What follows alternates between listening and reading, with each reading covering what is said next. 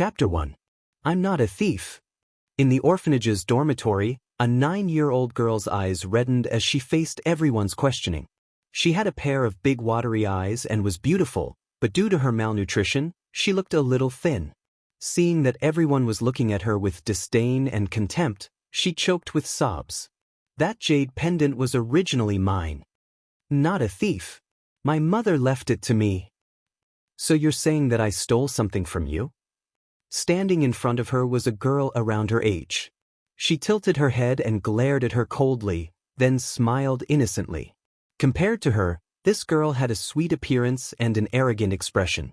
She was like a high and mighty little princess who was doted on by everyone. As soon as she finished speaking, the children around her immediately stood up to defend her. You're lying. You're lying. Why would Ro steal something from you? That's right. How is that possible? How could Ro be a thief? You're the one who stole something from her. Faced with all the children's accusations and questions, the girl was unable to defend herself. She felt extremely wronged, so she rubbed her eyes and cried. That's really my jade pendant. Sob, give it back to me. Ro glanced at her proudly, then turned to everyone and said, Everyone, look at it clearly. Xianxia is a thief, so don't play with her anymore. Thief Bebet. A few of the children nodded. We'll listen to Princess Ro and ignore her from now on. She's a thief. She's a thief. Xianxia is a bad child. She stole Roer's things, so shameful. The children laughed and dispersed, leaving the girl alone against the wall. She looked at their backs with tears in her eyes and secretly clenched her fists. Outside the director's office, there was a row of men in black suits.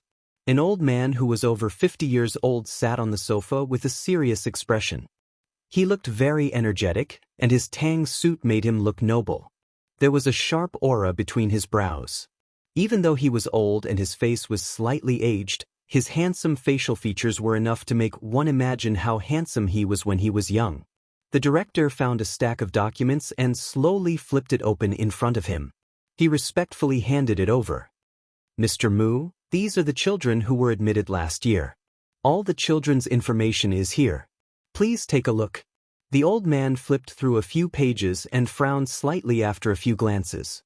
The assistant beside him glanced at his expression and looked up at the director with a smile. That child is about 8 or 9 years old. May I ask, among the children who were admitted last year, how many of them fit this age? The dean recalled for a moment and hurriedly said, Please wait a moment. The old man lowered his eyes and glanced around, but his gaze was fixed on a family portrait. He suddenly stretched out his hand and pointed at it. Let me see this girl. The dean was stunned for a moment before nodding. All right, I'll arrange for her to meet you right away. She made a call, and not long after, a teacher walked in with a girl. Ro obediently stood in front of the old man. With her hands behind her back and her chest puffed out, she said with a smile, Grandpa, hello. My name is Ro. The old man stared at her expressionlessly. His gaze carefully sized up every inch of her face. His eyes slowly narrowed, and his gaze was deep and gloomy. Ro furrowed her brows curiously. She felt that this grandpa looked very fierce. She seemed to be frightened by his meticulous expression and couldn't help but take 2 steps back. However, the old man rushed over and waved at her. Come, let grandpa take a good look at you. Ro hesitantly took 2 steps forward. The old man gently held her shoulders and looked at her carefully. Even though the age matched, he felt that no matter whether it was the eyebrows or facial features, they didn't look alike. His gaze slowly moved down and landed on the jade pendant between her collarbones. The old man touched the jade pendant and asked in a deep voice, This jade pendant? Was stunned. She smiled sweetly and said, This jade pendant was given to me by my mother. The old man's gaze froze. Seeing this, the assistant hurriedly took out another jade pendant from his briefcase and handed it over. The 2 jade pendants were put together and fit tightly. The old man's hand trembled slightly. Seeing this, the assistant understood. He walked over and whispered a few words to the dean. Then, he took out a huge check from his briefcase and handed it to the dean. The dean received it with a smile. A row of luxurious black cars was parked at the entrance of the Welfare Institute. The girl looked lonely as she held onto the black iron bars. Her eyes were listless as she watched Ro follow a group of men in suits and get into a stretch Bentley. The moment the car door closed, Ro looked in her direction coldly. Inadvertently, their gazes met in the air. Ro smiled slyly. The car window slowly rolled up and the car sped away. Chapter 2. In the corner of the corridor of the hospital, the accompanying secretary was holding a mobile phone and a report in his hand. Xianxia, 18 years old, student. Her father's company was not good at running and went bankrupt. Everything has been verified. The examination shows that she is very healthy and will not cause any trouble for the child's custody. However, this girl's body did not meet the conditions for artificial insemination, so it could only be done in another way. Xianxia sat motionless on the bench and looked at the scenery outside the window. Her face was strangely calm, but the depths of her watery eyes were gray. Although she was very young and her delicate facial features were even younger than her actual age, there was a faint vicissitude on her young face that did not match her age. She was 1 in a million to be chosen. With her beautiful appearance, the employer's remuneration was also very generous. 5 million yuan was an astronomical figure for her. 3 days ago, she secretly signed the contract behind her father's back and was inexplicably brought here. Every day, she was locked in this room and was not allowed to talk to the outside world, let alone go out, like a patient who was quarantined. She knew that in order to prepare for pregnancy, she had to ensure that her body was healthy. This way, her body could better cooperate with the pregnancy. The 3 meals a day were very exquisite. Ham, bacon, bread, and beef were almost luxurious to the extreme. She knew that these were all meals that were beneficial for people who were preparing for pregnancy. Although they were all things that she did not like to eat, she could only endure the discomfort and swallow with difficulty. Xianxia did not dare to disobey any orders, because obedience was one of the conditions in the contract. Until today, she followed the employer's secretary to this private institution to be checked. This employer was very mysterious. She had not even seen his face. She only knew that a contract was signed with a remuneration of 5 million yuan. 5 million yuan should be enough to help her father through the crisis. Regarding this matter, she did not dare to mention it to her father. When she left, she only left a note and left without saying goodbye. With a long surrogate pregnancy, she was afraid that she would not be able to return home for a period of time. Therefore, she did not have to worry about how to face her father for the time being. According to the requirements of the contract, she had to be observed at all times until she was pregnant. With this as a condition, 1 million would be transferred to her father's account in advance before tomorrow. According to the secretary, if she gave birth to a boy, she would be paid an extra sum of money. Surrogacy. Speaking of which, it was really funny. In order to get money, she had thought of all kinds of ways, but in the end, she had never thought that she would get paid by selling her own body. However, it was a generous sum after all, and she was tempted in the end. In her moment of desperation, she chose this unbearable path. Linhai, a luxurious villa with a sea view. The villas in this area monopolized the most beautiful scenery by the sea. Therefore, the expensive land prices were self-evident. After she tidied up a little, a luxurious car drove her here. After giving her some instructions, the driver left. The secretary told her that he would come tonight. Xianxia took a deep breath. She was no longer in the mood to enjoy the beautiful seascape. She dragged her luggage into the villa with a heavy expression. At night, in the luxurious bedroom, the curtains were tightly drawn, blocking all the light. In the quiet room, she took a shower and lay quietly on the king-size bed. Her eyes were covered, and she lost her sense of sight. However, her hearing was much sharper, and she could hear the sea breeze and waves outside the villa. Chapter 3. There were no neon lights in the city, but it was so calm that it made one's scalp tingle. Then, she heard the sound of a car engine approaching. The car stopped in front of the villa and the engine was turned off. At that moment, her usually calm heart suddenly tightened. She felt an unprecedented nervousness and panic. Until she heard the sound of footsteps coming up the stairs, getting closer and closer. She couldn't pretend to be calm anymore. While she was feeling uneasy, the door was pushed open. Along with the steady footsteps, Xianxia could feel that someone had walked in and stopped beside her bed. She was so nervous that she sat up on the bed immediately. Was here? Was it her employer? While she was feeling uneasy, the bed collapsed slightly and someone sat by the bed. Xianxia leaned against the wall nervously, feeling very awkward. Luckily, it was suffocating darkness in front of her and she could only see a tall figure. Even so, she still felt helpless. Although she couldn't see his face, she could feel his strong and oppressive aura, especially that cold gaze. It was an aggressive aura that only belonged to a king, like a noble and arrogant overlord. And she, in front of him, was like a tribute from ancient times. Xianxia opened her mouth and said awkwardly, "For you." The man didn't make a sound. He moved his body and leaned forward slightly, getting closer to her. Xianxia could only feel an intimidating aura. Then, the tall figure pressed down on her, completely imprisoning her under his body. Her body trembled as she bore his weight. She curled up into a ball and couldn't move anymore. Her hands were clasped in front of her chest nervously. She almost suffocated. Without waiting for her to react, the man narrowed his eyes and lifted up her shirt.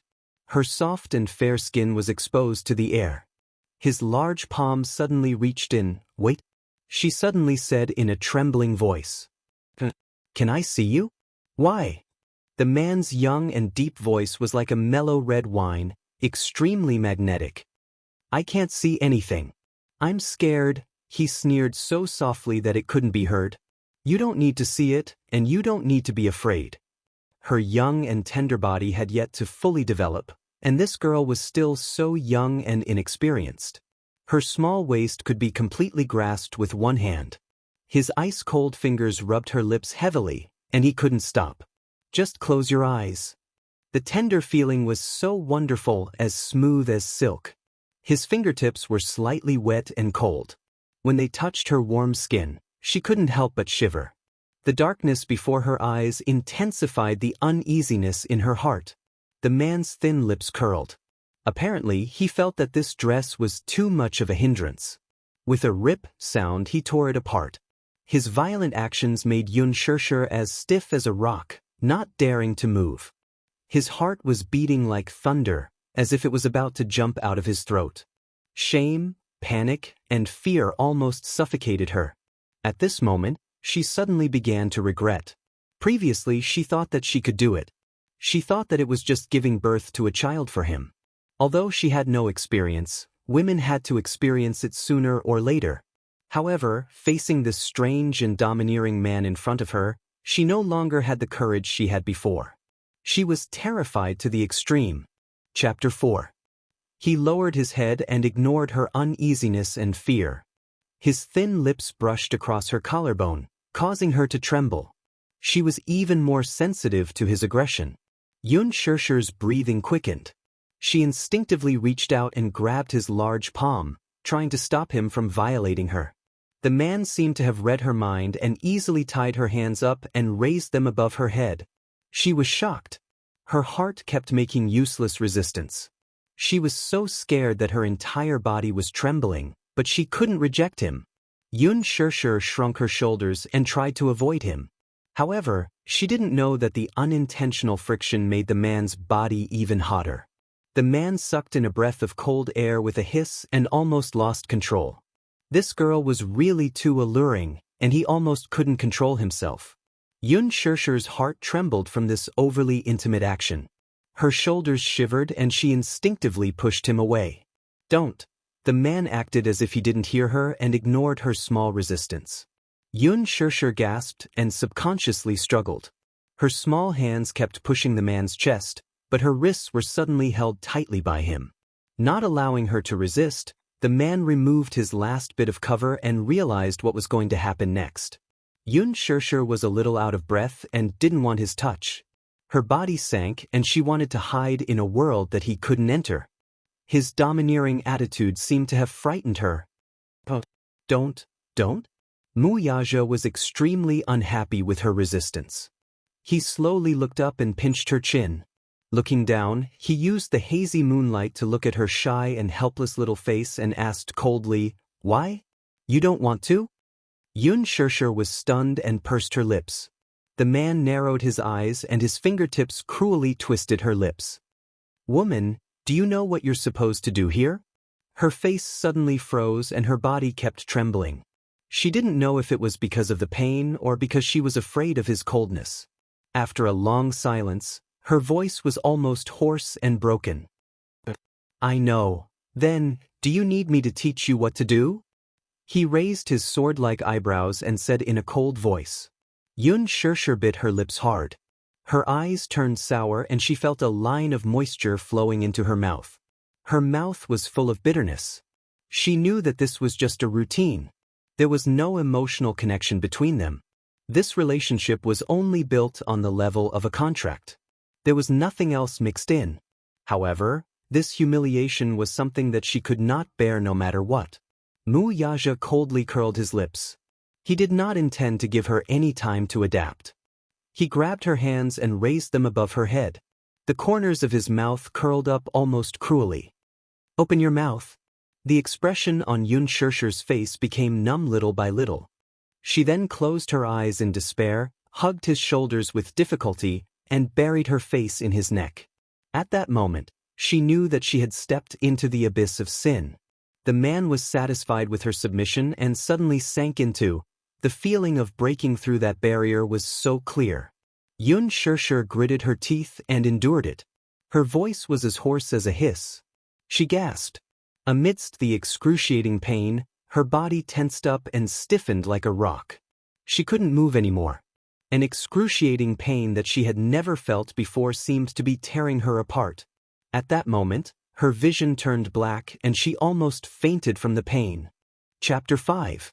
He had no time to care about her pain and wanted her unscrupulously. To him, this was just a matter of love. No man liked to waste time on this, let alone with a woman who had no feelings for him. Protective feelings for the fairer sex? He was her employer and had given her a considerable amount of remuneration. She deserved to bear this pain. That sudden pain, coupled with the grievance and bitterness she felt, caused tears to flow out of her eyes. She hissed in pain, her eyes turning red, but she stubbornly bit her lips, not wanting to reveal her weak side. However, she couldn't bear such intense pain, and she couldn't stop moaning. Gradually, she couldn't hold it in any longer, and she began to sob intermittently. In the end, she started to sob like a kitten. He went deep, collided, and cruelly plundered everything from her. The boundless pain was like the fierce waves on the sea. She was drowning, floating up and down. Gradually, she forgot her feelings. Her gaze gradually became distant. Her 5 fingers trembled as she opened them, but she could not grab anything to cling to. Her vision was dark, and her mind was in chaos. It was a perfect fit. Sweat ironed the 2 intertwined bodies. Wuxia's 5 fingers fiercely entered her hair. He only wanted to taste the marrow. Her mind was in a daze as she begged. Her body passively catered to him. In the midst of his passion, he suddenly felt a hot wetness on his neck. He looked up slightly, only to see her biting her lips. She was sobbing in pain. Wuxia's handsome face was stunned. Looking at her forbearing face, he could not help but lower his head and kiss her heavily on the lips. The tip of his tongue invaded her mouth and captured the lilac snake. It twined around and engulfed her, swallowing her choked moans. Kissing was a taboo for him. Kissing meant helping each other in difficult times. He would never kiss a woman, because in his eyes, a woman's lips were very dirty. The women who lingered around him had always been socialites or actresses in the entertainment industry, because he had never touched a woman. However, he did not know why he kissed this woman. To be precise, this was his first woman. He did not know that the taste of kissing was so delicious. Wuxia's eyes narrowed slightly as he pressed down on her. In the midst of a suffocating tightening, he pushed forward with all his might. On the bed, they were deeply entangled. Bone erosion oblivion. Xianxia opened her eyes in the darkness. The red silk covering her eyes was already soaked with cold sweat. She heard the sound of the shower running in the bathroom. She moved her body slightly, but felt a sharp pain coming from her fingertips. It turned out that her 5 fingers were tightly gripping the edge of the bed, and her nails had broken and pierced into her fingertips. She pretended to be relaxed and comforted herself. Everything was over, everything was over. Hopefully, this time, she would be able to conceive successfully. After she gave birth to his child and got the money, she could leave this place and return to her own life. At this moment, it was already early in the morning. Wuxia took a shower and changed his clothes. His tall figure stood in the room, giving off an oppressive feeling. His gaze was cold. Under the moonlight, the woman was curled up in the white bedding, panting nonstop with her body hunched over. His rough marks were left on her smooth and clean body. The blood stain on the bed was like a blood-red bud that bloomed. It was a ghastly sight. Xianxia lay on the bed motionlessly with her back facing him. Her body was curled up as she trembled. She was as stiff as a rock. He looked at her. Her messy hair was draped over the pillow, drenched in sweat. Chapter 6. Bang! Hearing the cold sound of the door closing, she hugged her shoulders and looked at the terrible bruises on her wrists. Her eyes were sore and swollen, but she didn't dare to cry, even if it was a choked sob. Soon, the sound of an engine starting came from outside the window. The car sped away until she couldn't hear it anymore. Realizing that he had left, she couldn't hold it in anymore. She suddenly closed her eyes and let herself cry bitterly. In this unfamiliar seaside villa, she had completely given her inexperienced self to a strange man. She had also wondered why that person had chosen her. Later on, she thought that it was probably because of her identity as a commoner. She wouldn't pose any threat to the child's custody in the future. She didn't know if this was the right thing to do, nor did she know how long it would be difficult to hide this from her father. But now that her family was at a dead end, she had no other choice. But she didn't regret it, and there was no place for her to regret it. For a person who had difficulty making ends meet, dignity was too extravagant. This was her only way out now. Moreover, as the family's adopted daughter, her father had been very good to her these past few years and treated her like his own. Although her adoptive mother and sister didn't like her, she had never lacked food and clothing in life. She was already deeply grateful for this. Now that the financial crisis and her family was in danger, this kindness had to be repaid no matter what. She didn't want to think too much about other things for the time being. Wuxia wouldn't know that this night would leave an indelible scar in her life. He also didn't know how this woman would interact with him in the future. Dawn, the first rays of the morning sun. Xianxia slowly sat up and slowly took off the red silk on her face. She wrapped the snow-white quilt tightly around her body and walked to the window to open the curtains. However, the sunlight couldn't shine into her heart. Outside the door, there were hurried footsteps. The door was pushed open. Xianxia was shocked. She turned around and saw a dignified and gorgeous woman walk in and approach her with an angry face. Behind her was the secretary who had signed the surrogacy contract with her. Her head was lowered as she walked to the side. The woman walked in front of her and stood still. She arrogantly looked her up and down, but her face was full of disgust. When her gaze fell on the kiss mark on her body, her gaze froze. Xianxia nervously wrapped the quilt around her body, but she couldn't hide the traces of love on her neck. The woman's eyes were filled with a mix of green and red, and her eyes stung as she spat out fiercely, "You're that surrogate girl?" Xianxia gulped. "Yes, and you are, Pa." What she got in response was a ruthless slap. "Shameless bitch. What right do you have? What right do you have?" The woman grabbed her hair in exasperation, her face pale. "Don't think that just because you gave birth to his child, you can rely on your son's status. I'm warning you, I'm his legitimate fiancé, and you're just a borrowed child. Don't covet something that doesn't belong to you, understand?" Xianxia was stunned and said with difficulty, "I signed the contract, and I know the terms clearly. I also know my identity, please." Chapter 7. You'd better get pregnant this time. Don't expect him to lay a finger on you again. The woman spat out those harsh words and left.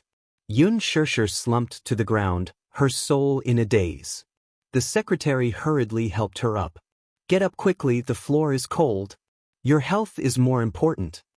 2 months later, at the Mu family's private hospital, the secretary received the examination report. 7 weeks of pregnancy, the fetus was stable.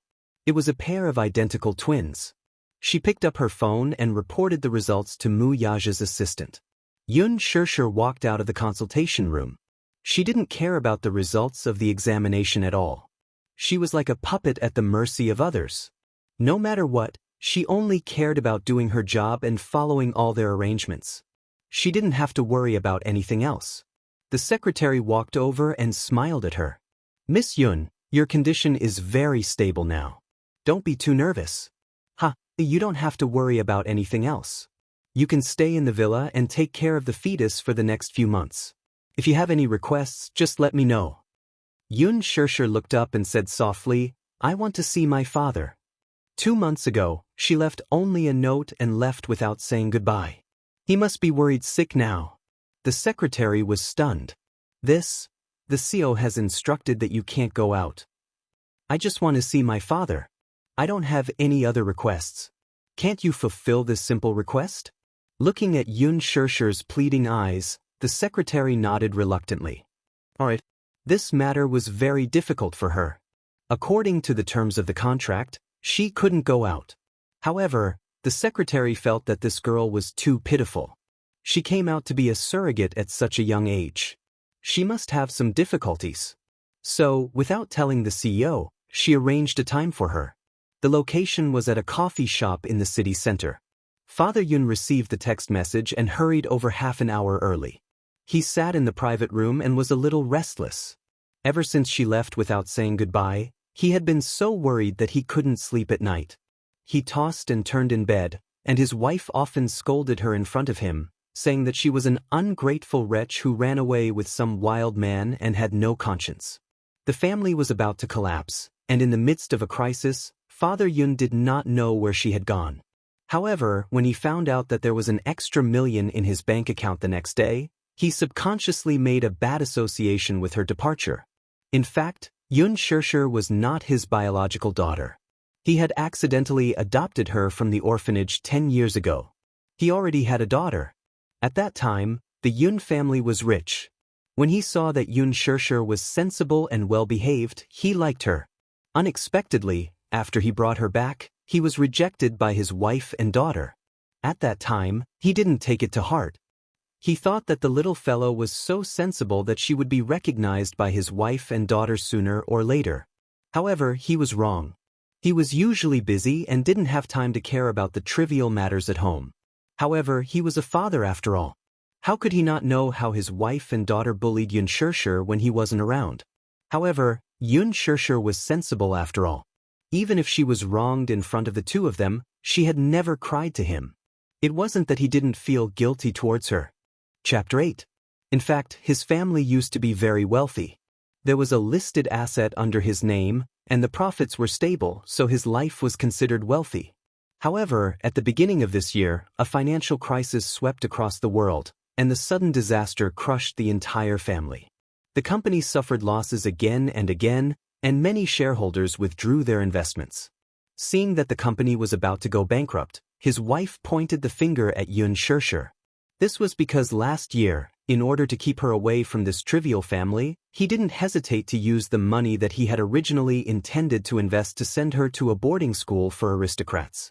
His wife believed that if it weren't for that incident, the company wouldn't have encountered this crisis, and the Yun family wouldn't have fallen into such a situation.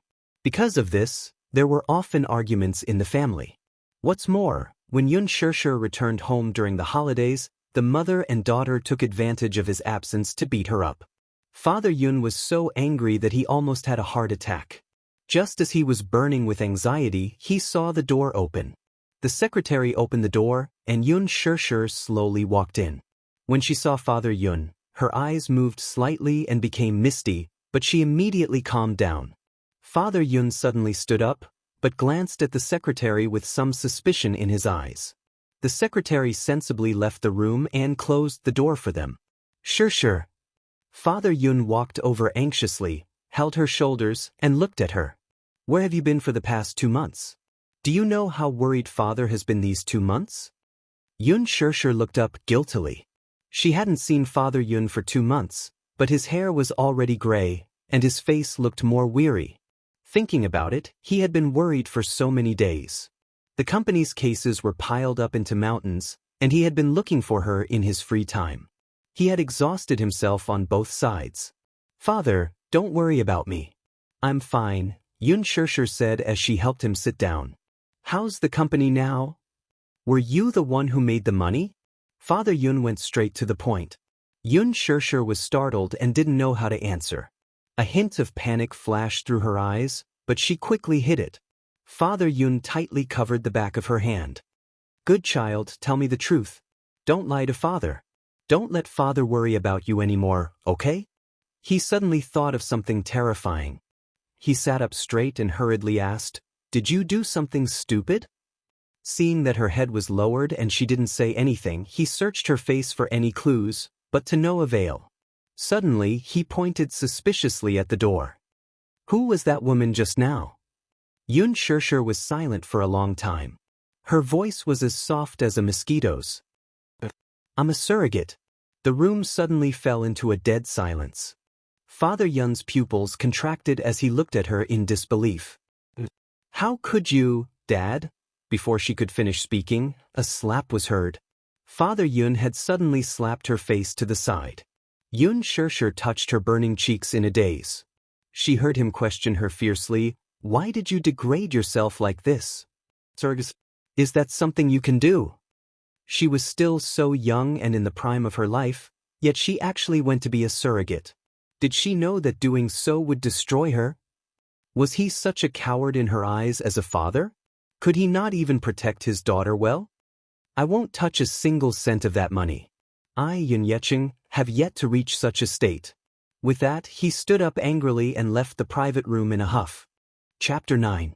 6 months later. Yun Shirshir, accompanied by her secretary, went through the procedures to resume her university studies. On the way there, she suddenly had a severe abdominal pain. After a few months of fear and unforeseen premature labor, she could not be sent to the Mu family's private hospital in time. The secretary hurriedly drove her to the city's maternity hospital and calmly went through the procedures. Yun Shirshir lay on the bed with a pale face. She looked up at the incandescent lights that kept flashing. Under the intense pain, she was drenched in cold sweat. After 8 months of pregnancy, she was finally free. The secretary sent her to the delivery room and kept encouraging her. "Miss Yun, don't be afraid, both you and your child will be safe. I'll wait for your good news outside the operating room." "Thank you." Yun Shirshir was pushed into the delivery room with her eyes closed. The door was tightly shut. The hospital's director was familiar with Yun Yecheng, so when he learned that Yun Shirshir was about to give birth, he contacted him. When Yun Yecheng heard the news, he immediately rushed to the hospital and waited anxiously outside the delivery room. For hours later, a loud baby cry was heard from the delivery room. "It's a healthy boy." The nurse carried the child into the incubator and sent him to the neonatal ward. Yun Yecheng did not care about the child as he anxiously looked outside the delivery room. The secretary walked to the front of the ward and looked at the child through the window. She turned around and asked, "Where's the other child?" The nurse replied regretfully, "I'm really sorry." Because he was born prematurely, the younger brother was too weak and stopped breathing when he came out. The secretary was shocked and asked with a stiff face, "Is there no hope?" The nurse said bluntly. The secretary was a little disappointed and said helplessly, "All right, then. I'll have to trouble your hospital to deal with the child." With that, she picked up her phone and contacted a few of her subordinates and an ambulance, intending to transfer the child to the Mu family's private hospital. Before she left, she filled out a check and handed it to Yun Yecheng, saying politely, "Mr. Yun, your daughter has suffered for the past few months. This is the remaining payment. Please accept it." He accepted it hesitantly, and the secretary hurriedly left with her men. In the delivery room, Yun Shirshir was exhausted and fainted. The nurse walked over and was about to pick up and deal with the poor baby boy. However, just as she picked up the little guy, she looked down and was slightly shocked. Her expression changed drastically, and she ran to the doctor with the child in her arms in a panic. Doctor? 6 years later. In the department store, Xianxia pushed her cart and looked around from time to time. Her footsteps were hurried. Just now, she had gone to the daily necessities shelf to grab something. When she turned around, she was gone. She had no idea where she had gone. When she passed by the toy department, she slowed down her pace and looked around. Suddenly, her gaze landed on a small figure. Xianxia shrugged slightly and sighed helplessly. Her lips curled into a smile as she pushed the cart towards him and squatted down behind him.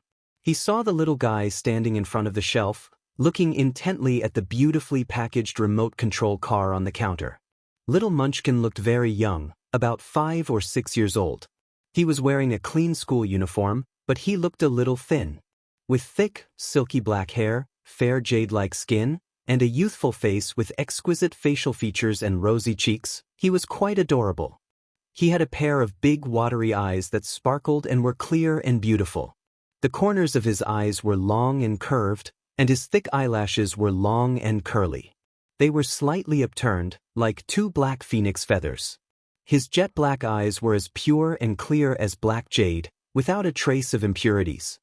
Chapter 10. The charming and adorable little fellow was just like a beautiful little elf. However, this little elf's gaze was a little serious, and he had the maturity of a little adult. 150 yuan, it's too expensive. His tender voice was filled with the vicissitudes of life that didn't match his age. He frowned like an old man and counted with his little fingers. Then, he sighed sadly and shrugged his shoulders, as though he was in a gloomy world. Xianxia couldn't help but laugh at his gloomy appearance, but she felt a little bitter inside. She pursed her lips and patted his shoulder. Little Munchkin was shocked and turned around. Seeing that it was her, his cheeks turned red. Mommy has been looking for you for a long time. Didn't I tell you to be good and follow Mommy around and not run off on your own? Xianxia pretended to be fierce, and Little Munchkin felt even more guilty. He carefully hugged her neck and looked down. Blinking his big eyes, he said softly, Mommy, don't be angry. You won't run off on his own in the future. You be good. She squatted down and hugged him. What are you looking at? Yu instinctively pointed at the remote-controlled racing car. Then, he suddenly thought of something and retracted his little finger. Looking up, he pretended to be nonchalant and said, Mommy, Yu is just looking at it. I don't want it at all. Even though he said that, the little fellow's eyes were still fixed on the exquisitely packaged remote-controlled racing car. His eyes had completely betrayed him. Xianxia couldn't help but feel cold. The little fellow was so young, but he didn't mean what he said. He obviously wanted it, but he was just trying to save money for her. That was why he was putting on a brave front. This child was a natural, considerate boy. She smiled and patted his little head. Standing up, she walked to the counter and pointed at the remote-controlled racing car. Yu stared at the toy car, then glanced at Xianxia. As though he had guessed something, his eyes lit up and his face glowed with excitement. He ran to the counter and looked up at the exquisite packaging in the counter staff's hands, unable to take his eyes off it. The counter staff brought the racing car to the counter and swiped the label. Little Munchkin held onto the counter and ran over, standing on his tiptoes with a satisfied look on his face. Xianxia followed behind him. Seeing his bright smile, she couldn't help but be moved. If she couldn't even fulfill her child's small wish, she really wasn't a good mother. All these years she owed this child too much. Chapter 11. After a round of emergency treatment, he was finally saved. However, this child's body was too weak. He had been sick since he was young, and he did not have a father. Hence, she doted on him to the bone. She wanted to give him more care and to let him understand that without a father, he would only receive more love and not less. Hence, she named him Tianyu.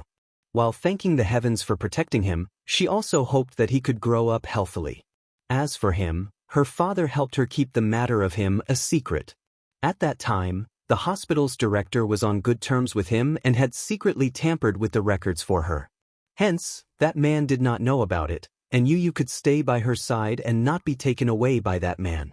If that man knew of Yu's existence, she did not dare to imagine how hopeless it would be to lose Yu. After that, She went back to university to continue her studies. Her father's company couldn't hold on in the end, so he filed bankruptcy procedures with the court. The man kept his promise. After giving birth to a child for him, he paid her a considerable sum of money. It was even more than what was stated in the contract. He was indeed rich and overbearing. This also reduced her burden by quite a bit. With this hefty sum, she more or less paid off her father's debts. After the company collapsed, Xianxia started from scratch. However, he was old and had experienced a low point in his life. With too many concerns around him, he was no longer as high-spirited as before. He no longer dared to work hard and suffered setbacks repeatedly. Her adoptive mother, Li Qin, had lost her wealth and status. She hated marrying a useless old man like Xianxia even more. She was originally a housewife and was forced to do odd jobs to make ends meet. However, she had always been a rich wife. As a result, she developed a crafty character and could not stay at her job for long. When she was disliked outside, she would vent her anger on the mother and son when she returned home. Her sister, Yuna, had average grades. She did not get into university in the college entrance examination, so she simply enrolled in a vocational school. However, her character had always caused trouble, and there were often some hooligans who came looking for trouble. After graduation, she did not do proper work. She had high standards but little ability. Unable to find a job, she rested at home and spent her days entangled with those hooligans. Now, the whole family was relying on their father's meager income, and they were often restless. They often went to nightclubs and caused a lot of trouble. When Yu was just born, she was breastfeeding. It was the toughest time for her. She couldn't even finish her confinement properly because she skipped a grade and was admitted to a prestigious school. She had a lot of work to do in university, and in her free time, she had to make up for the homework she missed. She was also busy working and raising Yu. Her body almost collapsed under the pressure. After graduating from university, she found a job with a good salary, which improved her family's condition. However, now that her mother and sister were resting at home, she was worried that Yu would be ignored and ostracized by them when she went to work, just like how she had been treated in the Yun family. Back then, when she carried Yu home, Yun-na sneered coldly. She still could not let go of that call of little b******. Therefore, after she started working, she moved out of the Yun family with Yu and rented a house for the two of them. Usually, when she went to work, she would send Yu to kindergarten and wait for her at the school gate after school. Chapter 12. When Yu was born, she was breastfeeding, and it was the most difficult time for her. She couldn't even finish her confinement properly because she skipped a grade and was accepted into a prestigious school. Her university studies were heavy, and she had to make up for the homework she missed in her free time. She was also busy working, and she had to raise Yu. Her body almost collapsed. After graduating from university, she found a job with a good salary, and her family's conditions improved. However, now that her mother and sister were resting at home, she was worried that Yu would be treated coldly and ostracized by them when she went to work, just like how she used to be treated in the Yun family. When she carried Yu home, Yun-na sneered coldly. She still couldn't let go of that call of a little bastard. Hence, after she started working, she moved out of the Yun family with Yu and rented an apartment for the two of them. Usually, when she went to work, she would send Yu to kindergarten and wait for her at the school gate after school. Fortunately, Yu was very sensible. Although he was young, he was very considerate and rarely acted willfully. Now, he even learned to go home alone without her. When she walked out of the mall, the sun was shining brightly. The little guy followed behind her with a toy in his arms, and his steps gradually slowed down. It was the middle of summer, and he seemed to be a little uncomfortable walking out of the cool environment. Yu raised his little face and called softly, "Mommy." Xianxia turned around and saw his red face and tired eyebrows. She quickly took the toy for him and frowned worriedly. "What's wrong?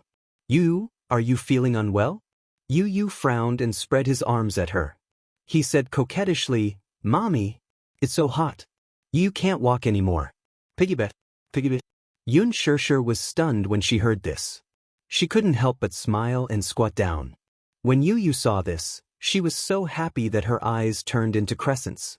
She stuck out her tongue playfully and pounced on her shoulder. Xianxia supported him steadily and stood up. Yu hugged her shoulders in satisfaction. Her little face moved closer to her and she asked in a childish voice, "Mommy, are you tired?"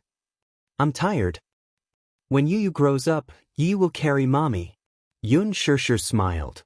"But Yu is really Mommy's considerate and warm little man." The little guy raised his palm-sized face and asked blankly, "Mommy, what's a little warm guy?" "That's right. He's a very heartwarming boy." "But Yu will only warm Mommy, not other people."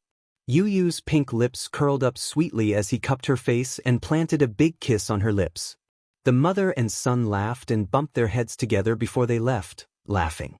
A Lincoln limousine was quietly parked by the side of the road. The car had a sleek, dark body. Through the window, there was a childish and cold handsome face. The boy leaned lazily against the leather seat and rested his chin on one hand. He looked to be about 6 years old, and there was a maturity and coldness on his face that didn't match his age. Through the window, he looked expressionlessly at Xianxia and Yu teasing each other. Under the fine fringe of his forehead, there was a slight ripple in his cold eyes as they focused. The figures of the couple gradually disappeared into the distance. He didn't know why, but as he looked at the backs of the mother and son, a strange feeling arose in his heart. It was indescribable and inexplicable. Chapter 13. He narrowed his eyes slightly. When he could no longer see the couple, he suddenly lowered his eyes to hide the loneliness that flashed through his eyes. His gaze turned to the notebook on his lap. Looking at the half-completed homework, he turned off his phone in annoyance. A middle-aged man dressed in a suit respectfully opened the back door of the car and handed over the dessert he had bought. "Young master, here's the dessert you wanted." The housekeeper carefully unwrapped the cake and handed it over with a fork. The boy took it indifferently. However, looking at the delicious dessert, his mind vaguely recalled the boy's charming smile when he hugged the toy. He suddenly lost his appetite. "I'm not eating anymore." He pushed the dessert aside and said coldly, "Let's go." Uncle Qiao looked at him in a daze, then threw the cake into the glove box by the street and got into the car. The car sped away. At night, Mu Group, CEO's office. What entered his eyes was the elegant and luxurious decor. It was stylish and elegant, and it was luxurious to the extreme. The man stood facing the window. His muscular figure was tall and slender. He was 189 meters tall and had an imposing aura. He looked at the bustling night view of the city expressionlessly. His brows were slightly furrowed and his eyes were deep. Mu Wanru slowly opened the door of the CEO's office and saw the figure standing quietly in front of the floor-to-ceiling window. She could not help but smile gently. This man held the highest power in the Mu Group. He was the young master of the Mu Group and the CEO of the Mu Empire. He was also the young master of the Mu family, Mu Yaja. At the same time, he was also her fiancé. Although they had not held their wedding ceremony yet, she was already the young madam of the Mu family. In the future, their wedding would definitely be grand and luxurious. However, such a man was undoubtedly an influential figure among the aristocrats. Many young ladies from prestigious families flocked to him like a flock of ducks. The moment she thought of the scandalous scandal between Mu Yaja and a certain diva in today's newspaper, Mu Wanru's heart went crazy with jealousy. In the eyes of outsiders, she was the future young madam of the Mu Group. Who knew that she and Mu Yaja were husband and wife in name but not in reality? This man was extremely cold to her. This made her extremely embarrassed. Mu Wanru gently placed her handbag on the sofa and quietly walked to his back. Her arms gently wrapped around his strong body and her face slowly pressed against his broad and powerful back. Mu Yaja's eyes regained their focus. He calmly turned his face to the side. Under the cold light, his facial features were so exquisite that they looked like the work of the gods. Handsome eyebrows, arrogant jaw, sharp edges and corners, especially those deep and enchanting red phoenix eyes, obsidian-like pupils, breathtaking. This was a handsome and mature man. His handsomeness was not just on the surface. Although his cold face looked very young, his bones exuded the aura of an emperor, arrogant and sharp, completely natural. His every movement was imposing, and he was like an ancient overlord who could dominate everything with a wave of his hand. With this kind of boldness, one could tell at a glance that he was a cold-blooded man who had been through a lot. "Grandpa asked me to ask you, are you going back to the Mu family tomorrow night?" The man's sword-like eyebrows lightly raised, and his lips overflowed with an indifferent voice. "No." Chapter 14. Seeing his cold expression, the woman glanced at the pile of documents on his desk and asked softly, Am I disturbing you?" Even though she was already his wife, the young mistress of the Mu family, she still maintained a cautious attitude towards this unfathomable man at all times. Although she had grown up with him, she still felt that she had never truly entered his heart. Being engaged to him made her think that she was the happiest woman in the world. She loved this man to the bottom of her heart. The irony was that she had never seen through this man. Even though he was her husband, most of the time, he was as cold to her as he was when they first met. Or perhaps, this man had always been like this. He was domineering, he was arrogant, he was cold and decisive, but she had never seen him show any tenderness to anyone. Except for Yichen. Only in front of Yichen would he restrain his usual sharp and cold aura. Mu Yaja's thin lips curled up slightly, and his cold voice had a hint of gentleness. "No." Mu Wanru smiled faintly. She was overjoyed by his small indulgence, and her eyes revealed deep love. She slowly walked to his front and stretched out her arms enchantingly. She intimately hooked her arms around his shoulders, and her sexy body intimately pressed against his chest. She lowered her eyes and slowly inched closer to his handsome face, kissing his sexy thin lips. Mu Yaja's phoenix eyes were cold. He turned his face away, and her kiss landed on his chin. Mu Wanru's face stiffened. She frowned and looked up, only to see the man's cold gaze. The corner of her mouth could not help but curl up bitterly. She secretly mocked herself in her heart. Yes, how could she forget? Even though they were husband and wife, his lips had always been a forbidden area. No one could touch them. When he was with her, it was like playing a game. It was just a routine, and there was no exception for any other woman. Mu Wanru was very angry. She held Qin Yi's face with both hands aggrievedly, and her eyes became misty. Do you love me? Answer me seriously. Do you really love me? Or are you just following your grandfather's wishes and treating our marriage as an order?" Even though she had endured it repeatedly, when she saw the scandal between him and another woman in the magazine today, she was still upset and angry. She could not bear to let other women taint the man who had always been like a god in her heart. Mu Yaja's deep face did not have any fluctuation of emotions, and it was as cold as ice. For some reason, the face in front of him was clearly Mu Wanru, but his thoughts were all on the 100 billion development project. Mu Wanru was unwilling to give up and kissed him again. However, he turned his face away without a trace and avoided her, keeping her at a distance of 1,000 miles. "Wanru, stop fooling around." Mu Wanru's smile was bitter and her heart was a little desolate. She had known that he would avoid her, and that was why he had never kissed her or any other woman. Beijing's young Master Mu. Although there were many women flocking to him, in the end, none of them were special. Even for her, she was his legitimate fiancée, and also his closest woman. However, there was no exception. Does he really love me? Or does he only treat me as a lonely solace? Or is it not even a solace? He is not even willing to play along? Chapter 15. She had suspected more than once that if it wasn't for the engagement set by her grandfather, if it wasn't for this marriage based on her grandfather's expectations, this man probably wouldn't even look at her, right? If he loved her, why would he not let her kiss him? He had not even said, "I love you," to her even once. But she loved him. She tolerated, gave in, and tolerated him in an extremely humble manner. He had a noble status and was proud and arrogant. He was the crown prince of the Mu group. Even though she was deeply loved by Grandpa Mu, she was still out of his league. Therefore, she comforted herself more than once that she was the fiancée of the Mu family. She was the future young mistress of the Mu family. Their engagement ceremony was in a few months, so she should not be calculative and should be satisfied. But she was greedy.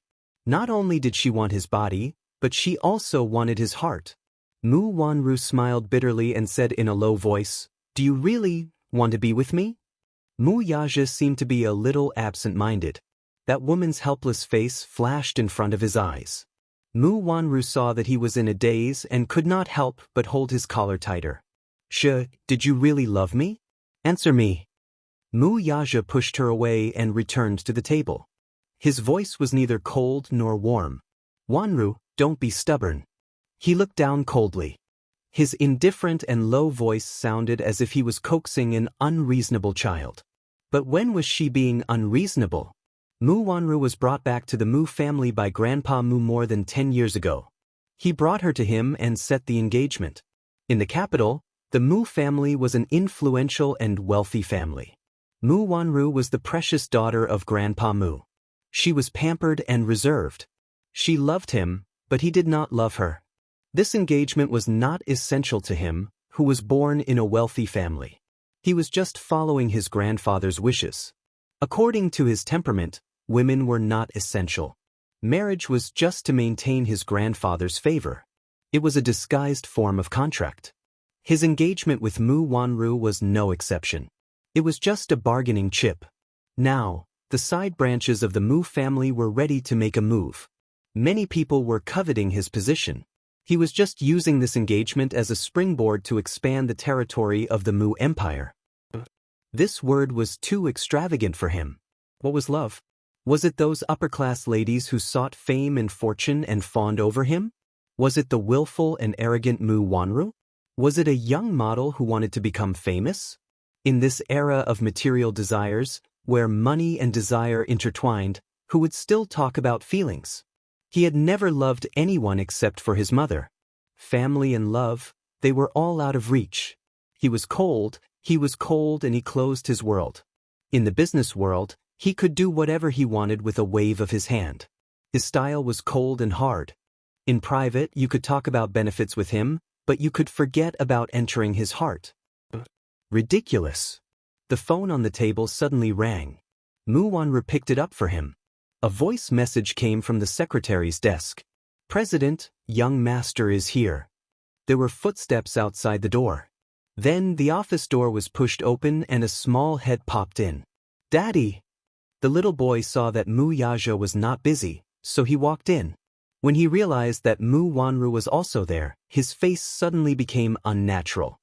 He called faintly, "Mommy." Chapter 16. The little boy was also very sensitive. Other than Mu Yaja, he seemed to be quite distant from everyone else. Usually he was just like his father. He always had a cold little face and was serious like a little adult. He didn't look like a child his age at all and was extremely mature. When he was 3 or 4 years old, Mu Yaja spent more time with him. He was just like a little devil who loved to play pranks and often teased the maids in the Mu residence. He was the epitome of a hedonistic little ancestor. However, in the past 2 years, Mu Yaja had been very busy with the matters of the Mu group. Without his father by his side, the little boy gradually became quiet and didn't like to talk much. Sometimes, when Mu Wanru looked at this little face, she couldn't help but think of the young Mu Yaja. He was also this cold and indifferent, and no one could get close to him. However, it was only in front of Mu Yaja. After all, he was still a child. He would more or less reveal a child's unique nature. It was rare for him to act coquettishly and occasionally do a few bad things in an attempt to attract more attention. Mu Yaja also doted on him and indulged him. Therefore, in front of him, Xianxia had always been lawless. Mu Wanru returned to her senses and smiled as she waved at him. "Ichin, come here." Xianxia looked at her. After taking a few steps, he suddenly stopped and looked at his father with obvious reluctance. Mu Yaja turned around. When he saw the little boy, the cold expression on his face eased a little. He sat down on the sofa and gently patted his slender legs with his large palms. When Xianxia saw this, his eyes turned into crescents as he ran over to his side. Mu Yaja's lips curled up as he carried the boy and placed him on his lap. Xianxia had the same facial features as him, but his eyes were handsome and gentle, unlike his coldness. Just like that timid girl 6 years ago. The man frowned slightly. Many nights, that beautiful and refined face would appear in his mind. Beneath him, that face that was sometimes shy, sometimes hesitant, and sometimes sullen. That girl was a stunner. He didn't even have time to savor her before she disappeared from his world. 6 years ago, Xianxia was born very weak due to premature labor. When he found out that the other child was not saved, he felt somewhat regretful. He had always thought that his heart was as stiff as ice. It was only because Grandpa Mu loved children that he fulfilled his long-cherished wish and got a young girl as a surrogate mother. However, he didn't expect only to save one child. He had always felt regretful and guilty. Hence, he doted on little Yichen very much. Under his doting, little Yichen grew up healthily, though he was not close to Mu Wanru. The child was innocent by nature, but he was full of intelligence. Mu Wanru also doted on Xiao Yichen when they were at the Mu residence. She even treated him as her own. However, when she was alone with Mu Yichen, she couldn't hide the jealousy and viciousness in her eyes when she looked at the child. She hated herself for not being able to give birth. After all, this child wasn't her biological child. How much could she care about him? Xiao Yichen had been distant from her since they were young. "Daddy, I want to play remote control car racing." "Remote control car racing?" Mu Yazhe frowned. "You were tired of it in the past. Why do you want to play now?" "I just want to play." Xiao Yichen pouted. Chapter 17. A rare tenderness appeared in his eyes. "Okay, Daddy will buy it for you." "Not only will Daddy buy it for me, but you'll also play with me." Xiao Yichen snuggled into his embrace, greedily enjoying the moment of warmth between father and son. Mu Wanru stood quietly at the side, feeling a little dazed. She did not know why, but she suddenly had the misconception that no matter what, she could not interfere in this father-son pair's world. On Friday night, Yun Shishir brought Yu back to the Yun family.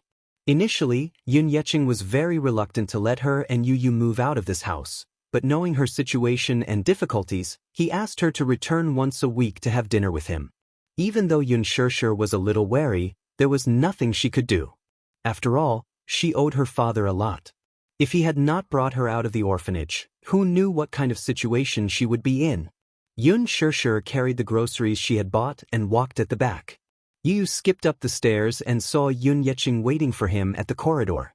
After the company went bankrupt, they sold their previous villa and moved to an apartment building far from the city center. There was no elevator on the 8th floor. Upon seeing his grandfather, Yu happily ran over and threw himself into his arms. The latter was also overjoyed to see his adorable grandson. Even though he was tired from the day's work and his body was a little weak, he still lifted him up high and hugged him in his arms. "Grandpa." Yu was all smiles. His watery eyes blinked mischievously as he hugged his neck and called out sweetly. "Yu is so obedient." Her father leaned over and kissed his rosy cheeks. "Yu, have you been obedient to mommy recently?" "Yes." "Yu is very obedient." Yu's handsome face revealed a sweet smile. Yun Shishir carried her things upstairs. After entering the door, she went into the kitchen and began to prepare dinner. Li Qin was still sleeping while Yun Na had gone out with her friends and would only be back before dinner. Yun Yeqing sat on the sofa with Yu in his arms. Yu gestured excitedly at him. "Grandpa, let me tell you, Mommy bought me a remote-controlled racing car when I went to the mall with her today. I wanted to bring it to Grandpa to play with." As she spoke, she suddenly lowered her head in embarrassment and fiddled with her tiny fingers. "But Yu doesn't know how to play with it. I'm afraid I'll break it, so I didn't dare to open it." When Father Yun heard this, his expression changed slightly, and his large palm gently stroked Yun Che's forehead. Yu had always been very sensible. He would never ask for anything expensive. A toy that cost more than 100 yuan was already considered a luxury item in his eyes. Even so, he still wanted it. He could still remember the last time he was playing with his friends in the small garden. He saw a father and his son fiddling with a remote-controlled racing car. The father and son were driving the car to their heart's content on the grass. He secretly hid in a corner and watched the scene enviously. He thought that if one day his father could play with him, how happy would that be? However, he had never seen his daddy before. His mommy had never mentioned him either. He vaguely remembered asking his mommy where his daddy was. The moment he asked that question, he saw his mommy's sad expression. From then on, he did not dare to ask again. Chapter 18. Her father scratched the bridge of his nose and teased, "Next time, Grandpa will help you assemble it for fun." Yu Yu's eyes lit up when she heard that. She nodded with a smile. And here I was wondering who it was. Turns out it's just 2B asterisk stars. The harsh words suddenly destroyed the warm atmosphere. Yun Yeqing's expression changed as he raised his head with an ugly expression. He saw Li Qin in her pajamas appear at the entrance of the living room. She crossed her arms and coldly sized up Yu Yu, who was in her embrace. He raged, "What are you talking about? Yu Yu is your grandson." Yu Yu's shoulders shrunk at the sight of her, but she remembered Yun Shishir's warning not to talk back to Li Qin and Yun Na. She pursed her lips and looked up at her with a smile.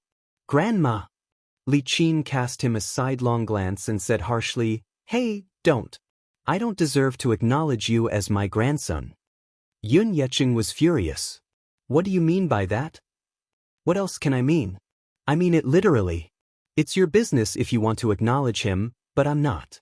Who dares to acknowledge a B asterisk starred who has a mother but no father?" Li Qin glanced at her coldly and raised her voice. Intentionally or unintentionally, she looked in the direction of the kitchen and said sarcastically, "She gave birth to a child out of wedlock at such a young age. She became a single mother before she even graduated from university. She doesn't even know who the father of her child is. Who knows where this bastard came from? She has a father but no father to acknowledge her, right?" Yun Shishir's face turned pale as she pursed her lips.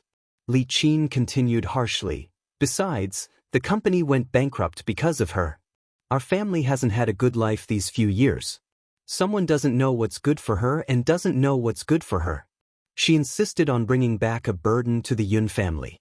She's so shameless. She can afford to lose face like this, but I can't. I don't think I can hide my face when I talk about this to others." In the kitchen, Yun Shishir heard the harsh words coming from the living room. Her hands paused for a moment, and her face turned pale. She turned around abruptly and said, "Stop before you go too far. Li Qin, have you had enough? How could a person's mouth be so poisonous? If it wasn't for Shishir, the Yun family?" Father Yun stopped abruptly and didn't continue. He had kept the source of the money Yun Shishir had given him a secret.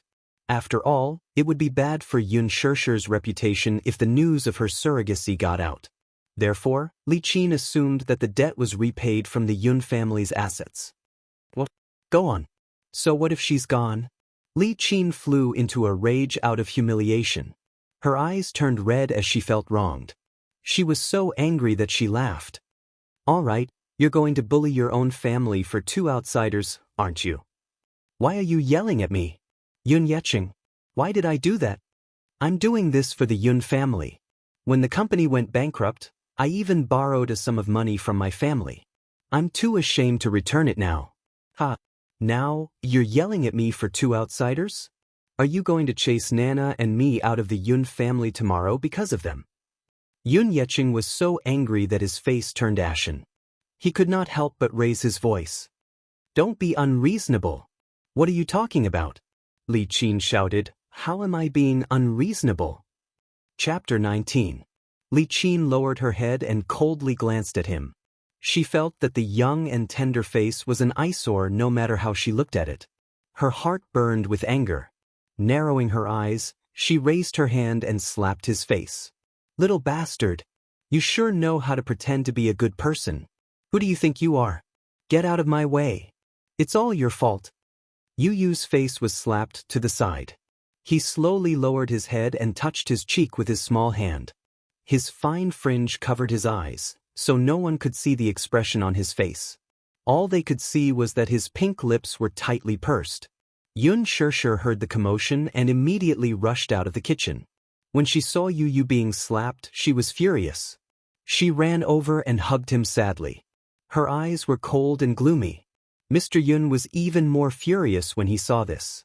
He stood up and rushed to Li Qin. He raised his hand to slap her, but someone suddenly grabbed the corner of his shirt tightly. He was stunned and lowered his head. He saw Yu raise his small face. Half of his face was already red and swollen, but he still put on an elegant smile. Grandpa, don't quarrel. Yu learned something in school today. If the family lives in harmony, everything will prosper. Yun Yecheng's hand froze in midair. He hesitated for a moment before he lowered it weakly. His eyes were filled with bitterness and complexity. Li Qin was obviously frightened by his anger, but she saw him turn around and pour Yu a glass of water. This child was so sensible.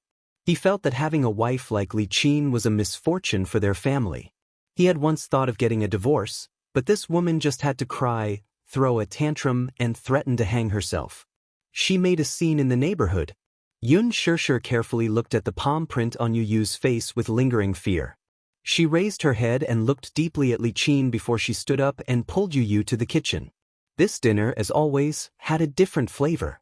When Yun Na returned, the atmosphere was even gloomier. Yun Na had never liked Yun Shirshir since she was young. It was no wonder that she was treated like a little princess by Yun Yecheng and Li Qin, who doted on her since she was young. However, one day, another daughter barged into this harmonious family of 3 and snatched away more than half of her father's love. From then on, her father was no longer her father alone. If there was anything good, he would not only think of her in his heart. Anyone would more or less care about this. Yun Shirshir was perfect. She did well in her studies, and she was patient with her.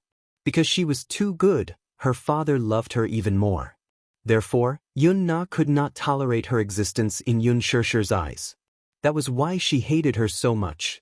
At that time, Yun Na was in her rebellious phase, and she was jealous and ostracized Yun Shirshir, an outsider, let alone Yu. She didn't even put him in her eyes. In her heart, Yu was a bastard child. She had a father, but no father recognized her. The dinner table was a little quiet. From time to time, Yu would put food in Yun Yecheng's bowl. Yun Shirshir chatted at the side about interesting news in the company, and the atmosphere was somewhat relaxed. Even though Li Qin and Yun Na did not like Yu, they could not be too presumptuous with Yun Yecheng around. After dinner, Yun Yecheng received a call saying that he had to go out for something. He gave Yun Shirshir a few words and left in a hurry. Yun Shirshir did not want to stay any longer. She hurriedly cleared the dishes and planned to leave after washing them. Chapter 20. Yu obediently helped her clean up. His little hands struggled to lift the bowls and followed her into the kitchen to help wash the dishes. He was more or less afraid of Li Qin and Yun Na, so after Yun Yecheng left, he stuck close to Yun Shirshir.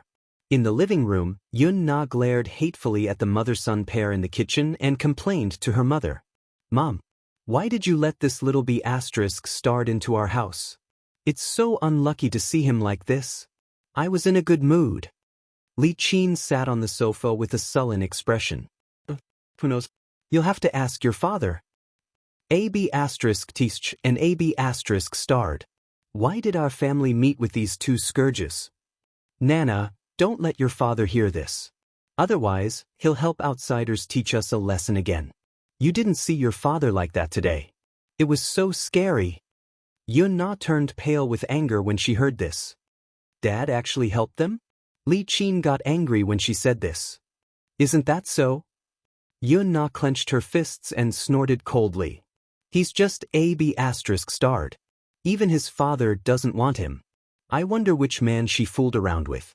Don't learn from a certain woman in the future. She gave birth to a child out of wedlock at such a young age. If word gets out, it's really embarrassing. Yun Shirshir lowered her head and washed the dishes. Her movements were stiff like a machine. Under the dim yellow light, her face was strangely tense. Those unpleasant words could be heard clearly even though they were separated by the door. She couldn't stand it. The mocking in the living room continued.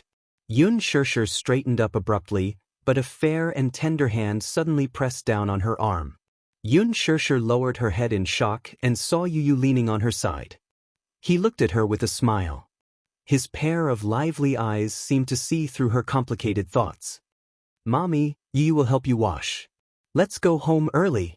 With that, he stood on his tiptoes and stretched his little hands into the sink with some difficulty. Yun Shirshir was stunned for a moment. She pursed her lips and endured the humiliation again. Many times she couldn't help but want to explode, but she had to endure it. They could target her, but she could listen, endure, and take it. After all, she knew that she owed the Yun family. If it weren't for Father Yun, she wouldn't have had such good living conditions. He was the one who gave her a home, even though this home didn't welcome her. However, no matter how much they ostracized her, their hearts were made of flesh.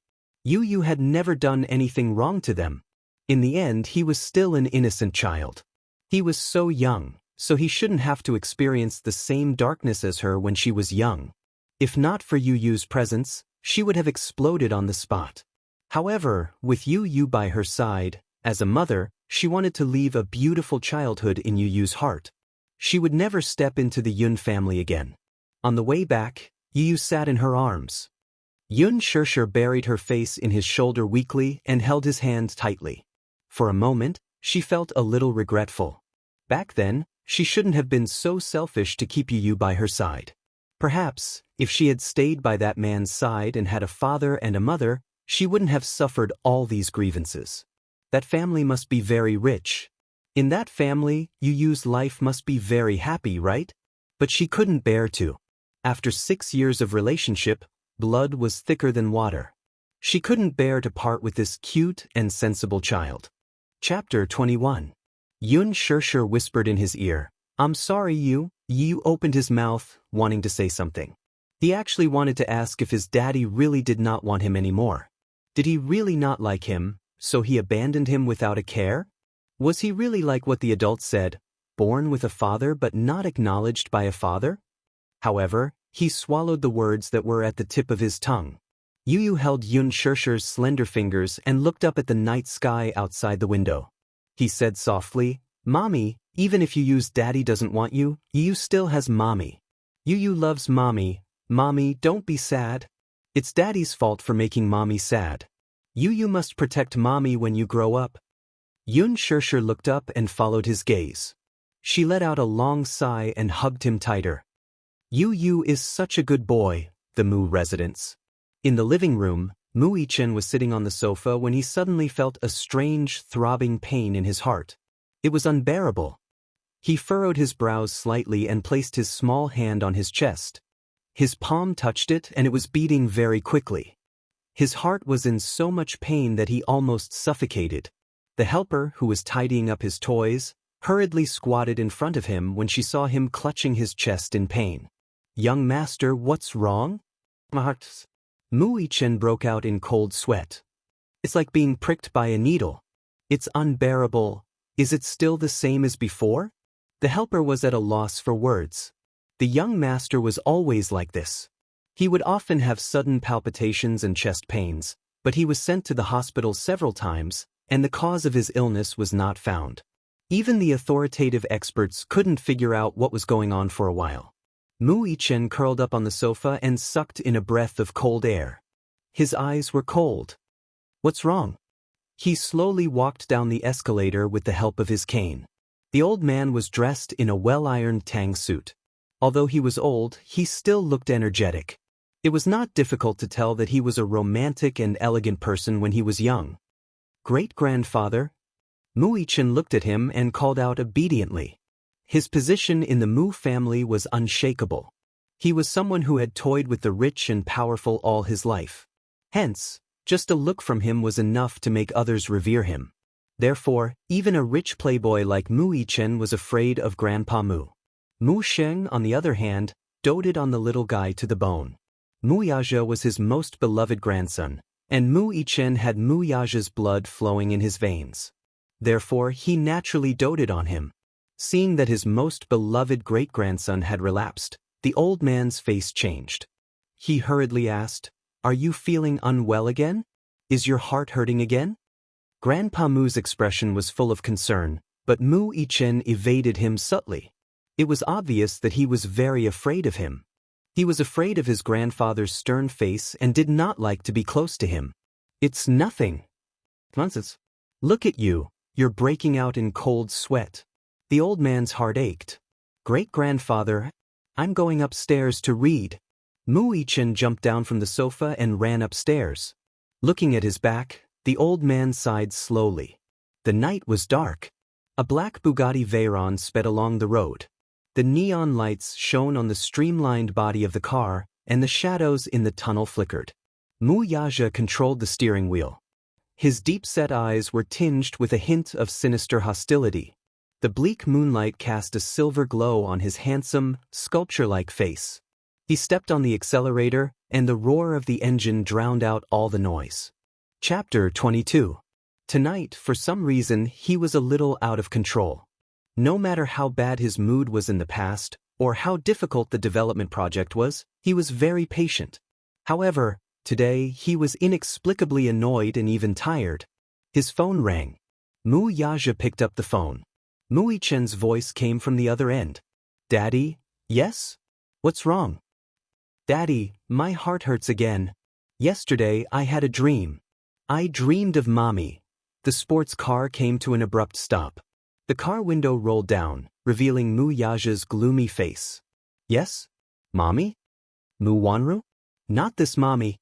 I dreamed that a beautiful woman gently called a name, but it wasn't my name. Oh, I can't explain it clearly. Anyway, when I dreamed of her, I felt so at ease and warm, just like..." Mu Yichen's childish voice paused for a moment and he complained, "But I don't like this Mommy. She's not gentle at all. Chen doesn't like her. Daddy, I don't want this Mommy. I want the Mommy in my dream." The little guy cried and threw a tantrum, acting willfully. Wuxia's face darkened, but his voice was unexpectedly gentle. "Be good, Yun. Don't throw a tantrum, okay? Daddy will come back to accompany you right away." "But, Daddy, I'll wait for you." After the call ended, Wuxia's smile gradually faded. Could humans really have telepathy? The doctor said that Xiao Yichen was a twin, so there was often telepathy between twins. However, that girl gave birth to 2 boys for him, and one of them was not breathing at birth. After that, he sent people to the hospital to find the doctor and nurse who performed the operation to ask for the whereabouts of the child's body. He wanted to bury the child properly, but everyone claimed that it had already been taken care of. At that time, he deeply regretted it. However, ever since Xiao Yichen could remember, he kept mentioning to him that he dreamed of having a younger brother. The younger brother had delicate features and looked very much like him. It was as if they were standing in front of a mirror. He had always thought that it was nonsense. Until one day Xiao Yichen had a high fever. The family doctor put him on an 4 drip. While he was unconscious, he kept calling out, "Mommy? Mommy?" He was helpless and attached to her, but he was never as cold as he was to Mu Wanru. Although Xiao Yichen usually called Mu Wanru Mommy, they weren't close. When he woke up, he started crying. Mu Wanru wanted to hug him, but he cried and refused. He kept crying. Yichen has a younger brother. He's sick. Yichen's heart aches so much. However, he had failed to save that child back then, so where did his younger brother come from? No one believed his words. They only treated him as a child. Children's words carried no harm. In the end, Xiao Yichen did not mention it again. However, he was becoming more and more distant from Mu Wanru. The next day was a peaceful working day. However, in the afternoon, an unexpected accident caused Yun Shishir to lose her job. After the lunch break, Yun Shishir was about to hand the business proposal to the department head. Just as she left, a few gangsters dressed like hooligans openly injured the security guards at the company's entrance. They barged into her department, overturned a row of tables, and shouted her name. Chapter 23. When Yun Shishir returned from the minister's office, she was also frightened by the situation in front of her. However, she quickly calmed down. When these arrogant and despotic young men saw her and found out that she was Yun Shishir, they went up to her and dragged her out of the company by the arm. One of them, who looked like the boss, mercilessly raised his hand and slapped her. He looked very angry and shouted at her aggressively, "You're that B***'s sister?" Yun Shishir was startled. She held her stinging cheeks as she sized them up. Belatedly, she realized who the B***t they were referring to was. "Hey, do you know how much money your sister owes us?" The man chewed his gum and looked at her up and down. Yun Shishir lowered her eyes and pursed her lips tightly. She did not make a sound, but she quickly understood the ins and outs of the matter. Thinking of Yun Na, she was most likely having a lot of fun outside and owed a lot of debt. Her family didn't have any money at all, so she didn't have any money to pay it back. Since she couldn't pay it back, she remembered her and told these people the address of her company. Xianxia was secretly regretting her decision. Back then, she was afraid that her father would not be able to contact her due to some unsatisfactory matters at work, so she left her address to them. She did not expect that someone who should not be here would come knocking on her door. However, she was not willing to compromise with them. It was not that she had a backbone, but she was already poor. If she paid Yun Na's debt, then where would you use tuition fees come from next semester? Seeing that she did not speak, the boss became even angrier. He grabbed her collar and slapped her face a few times. Are you mute? Can you speak?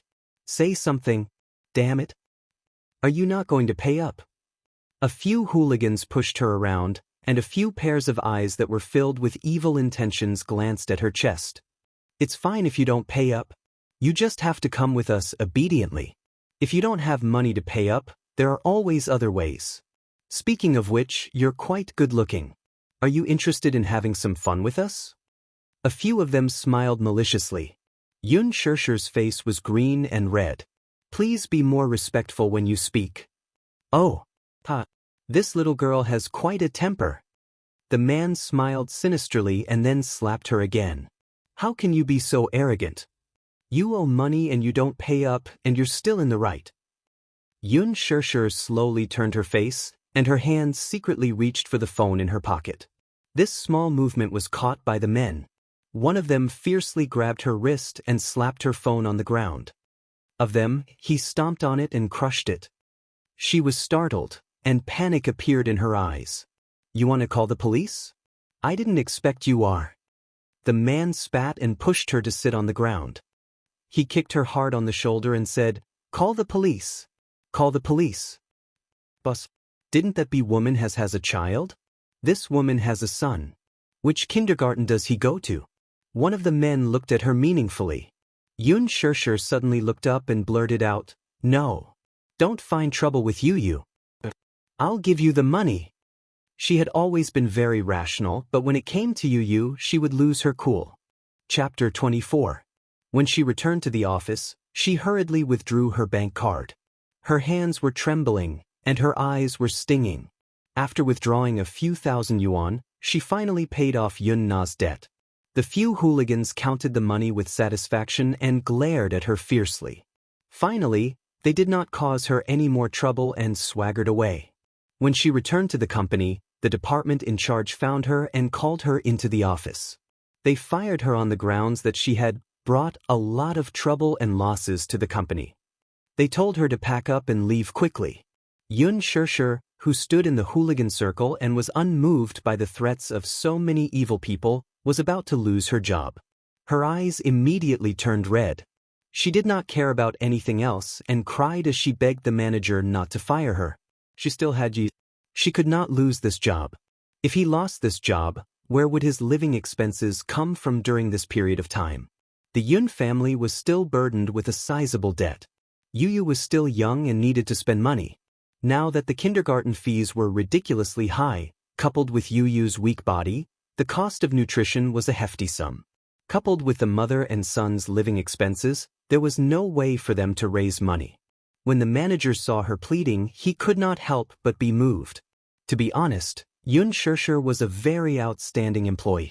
Even though she was the only woman in the network technology department, her skills were not inferior to anyone else.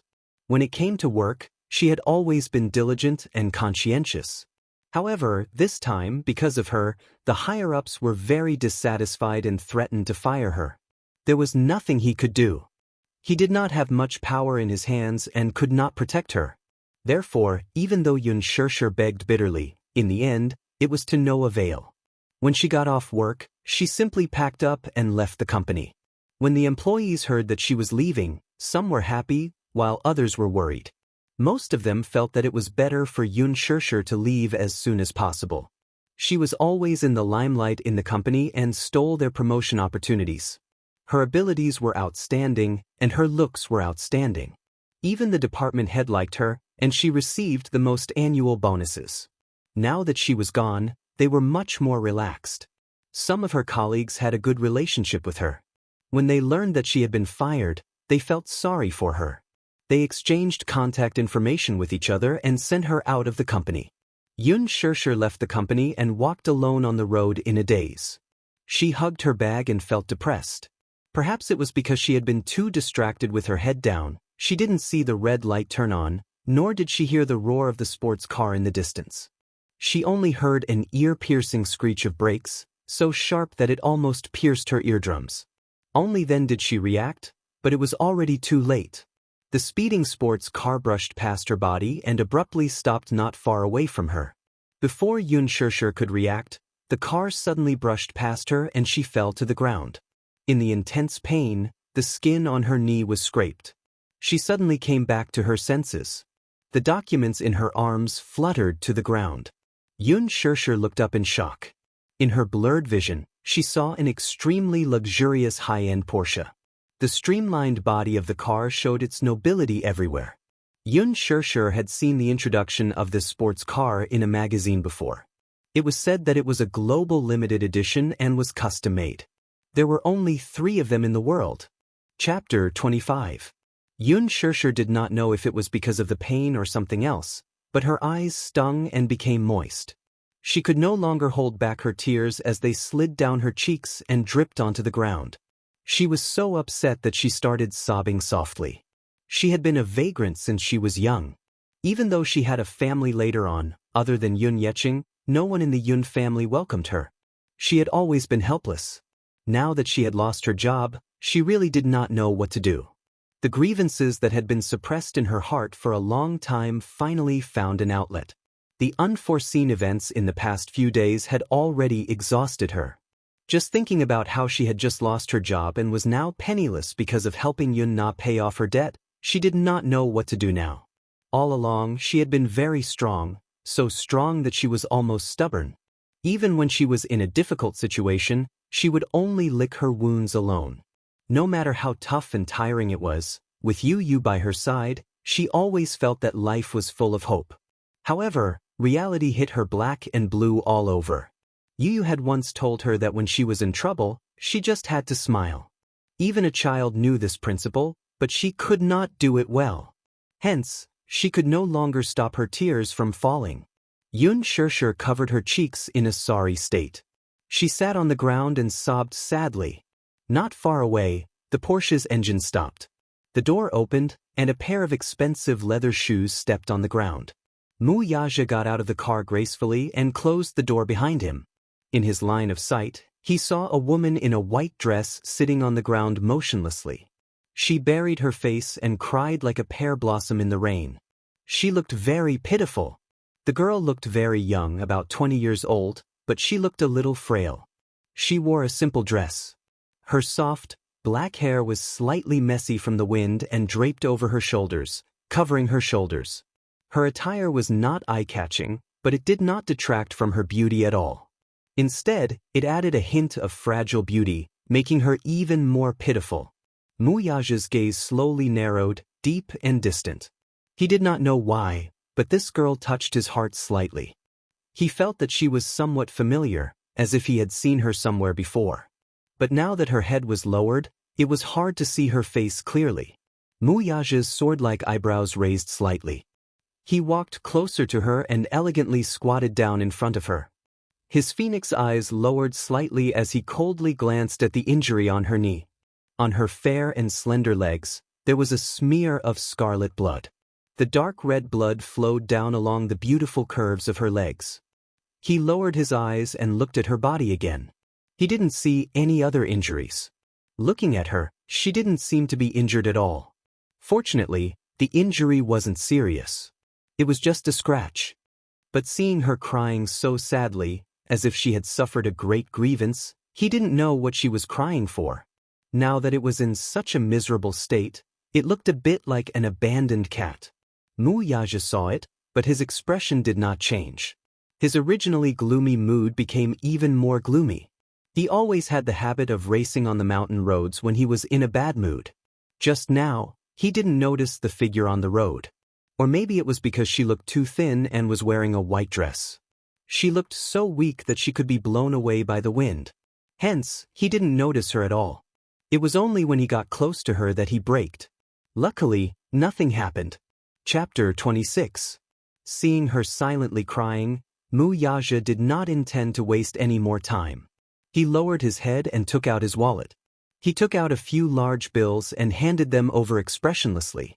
To him, any problem that could be solved with money was not a problem at all. He just wanted to deal with this accident cleanly. Xianxia looked up slightly. His fingers were long and slender, with distinct joints. His nails were neatly trimmed, and he wore a diamond ring on his ring finger. One look and she could tell that this person was of noble status. But when she saw the money in his hand, she could not help but be slightly stunned. She actually forgot to cry for a moment. Seeing that she did not make a sound, Wuxia thought that she was not satisfied with the amount. He raised his eyebrows and asked, "Not enough?"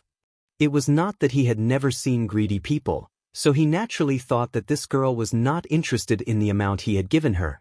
Without waiting for her response, he lowered his eyes again and took out a few more bills from his wallet.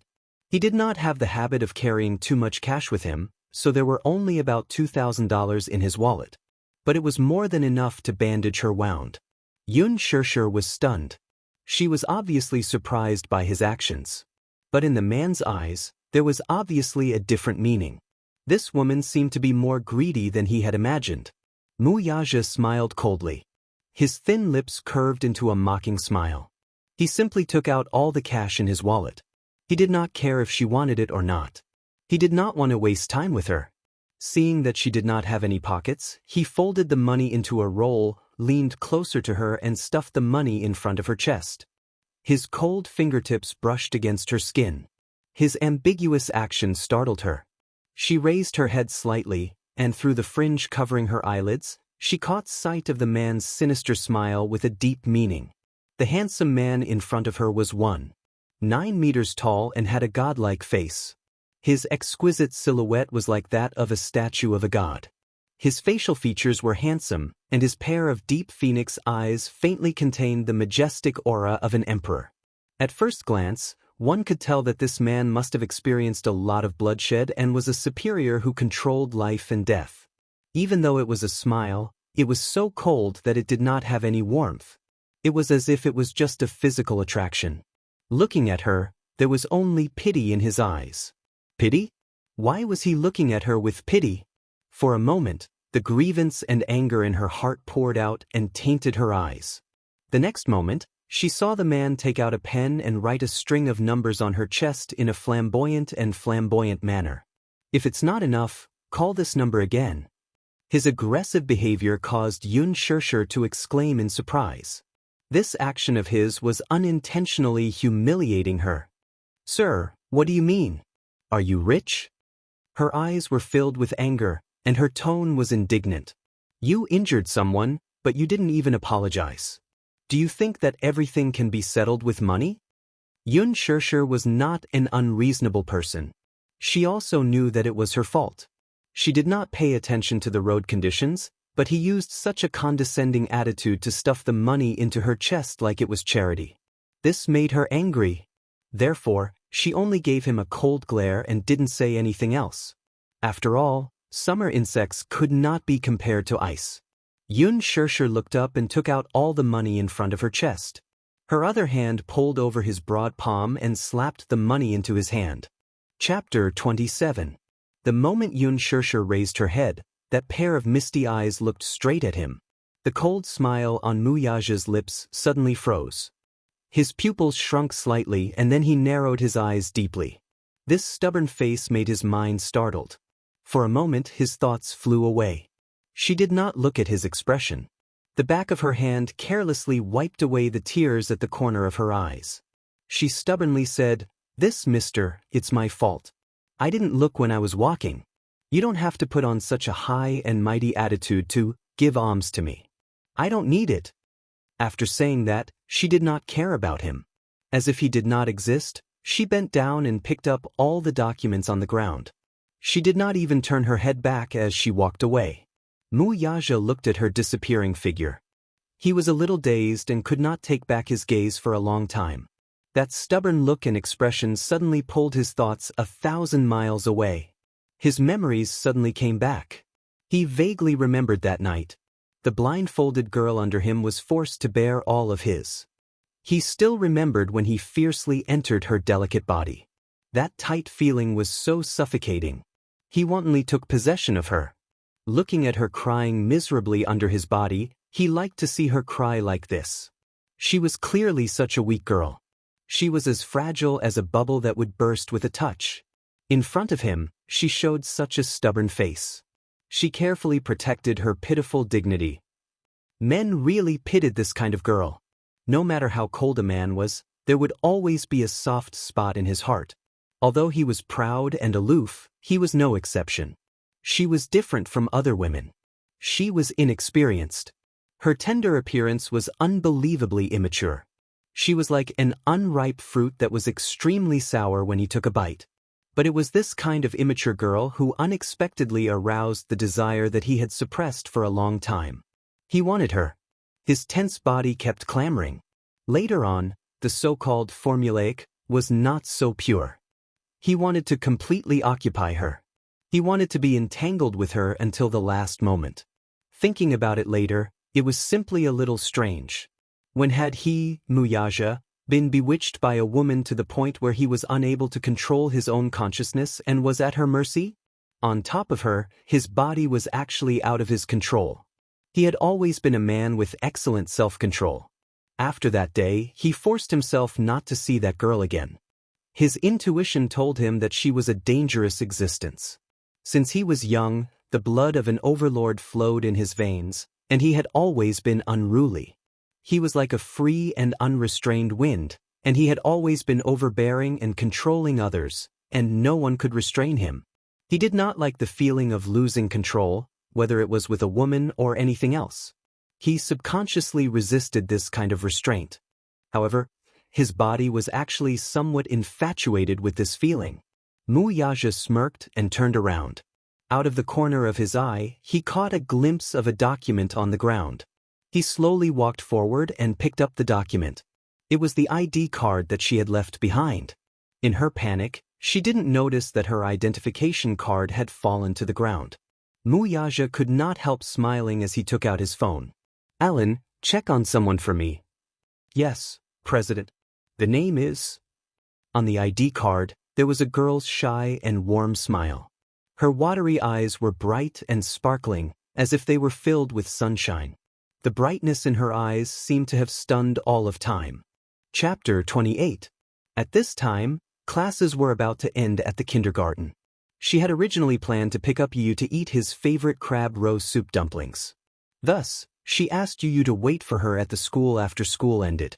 However, Xianxia did not want to pick up Yu in such a disheveled state. Thus, she hurriedly hailed a cab home, changed into a clean set of clothes and tidied up. Thus, when she arrived at the kindergarten, most of the children in the class had already left. Only Yu was left sitting alone at the entrance with his little backpack. From afar, the little guy had his head lowered. He seemed to be holding something in his hand and was looking at it in a daze. Xianxia suppressed the loneliness in her heart. She patted her cheeks and smiled as she walked towards him. Yu raised his head. When he saw that it was her, a bright smile immediately appeared on his face.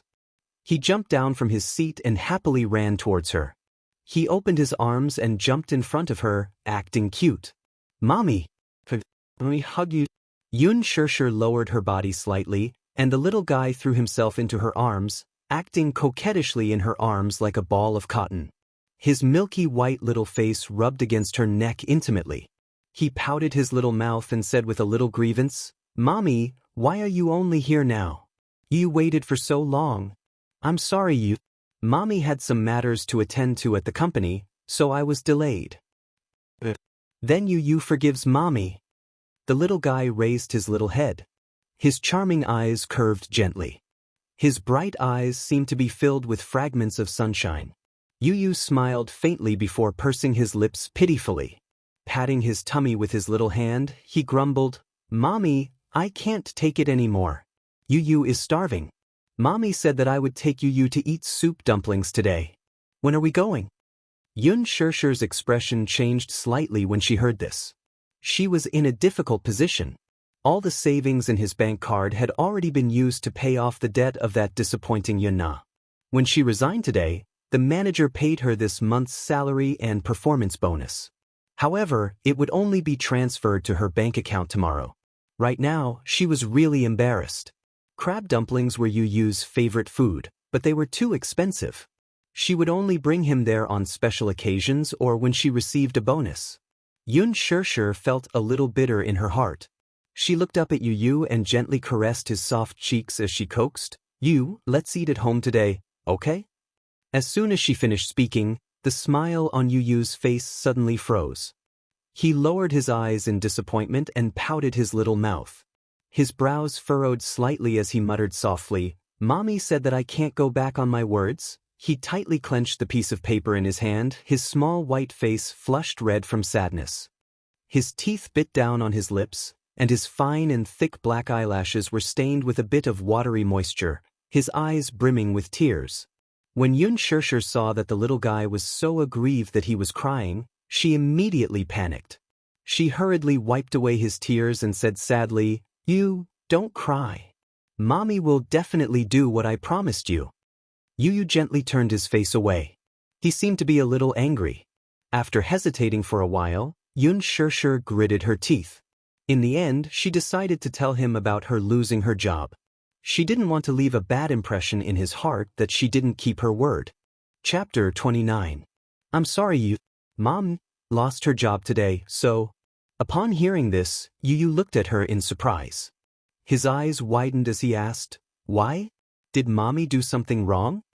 Xianxia shook her head and stroked his fringe. Mommy will look for a job tomorrow. Mommy is so capable, I'm sure she'll be able to find a job with a higher salary. Then, I'll take you to eat soup dumplings every day. Okay. Yu lowered his eyes and nodded obediently.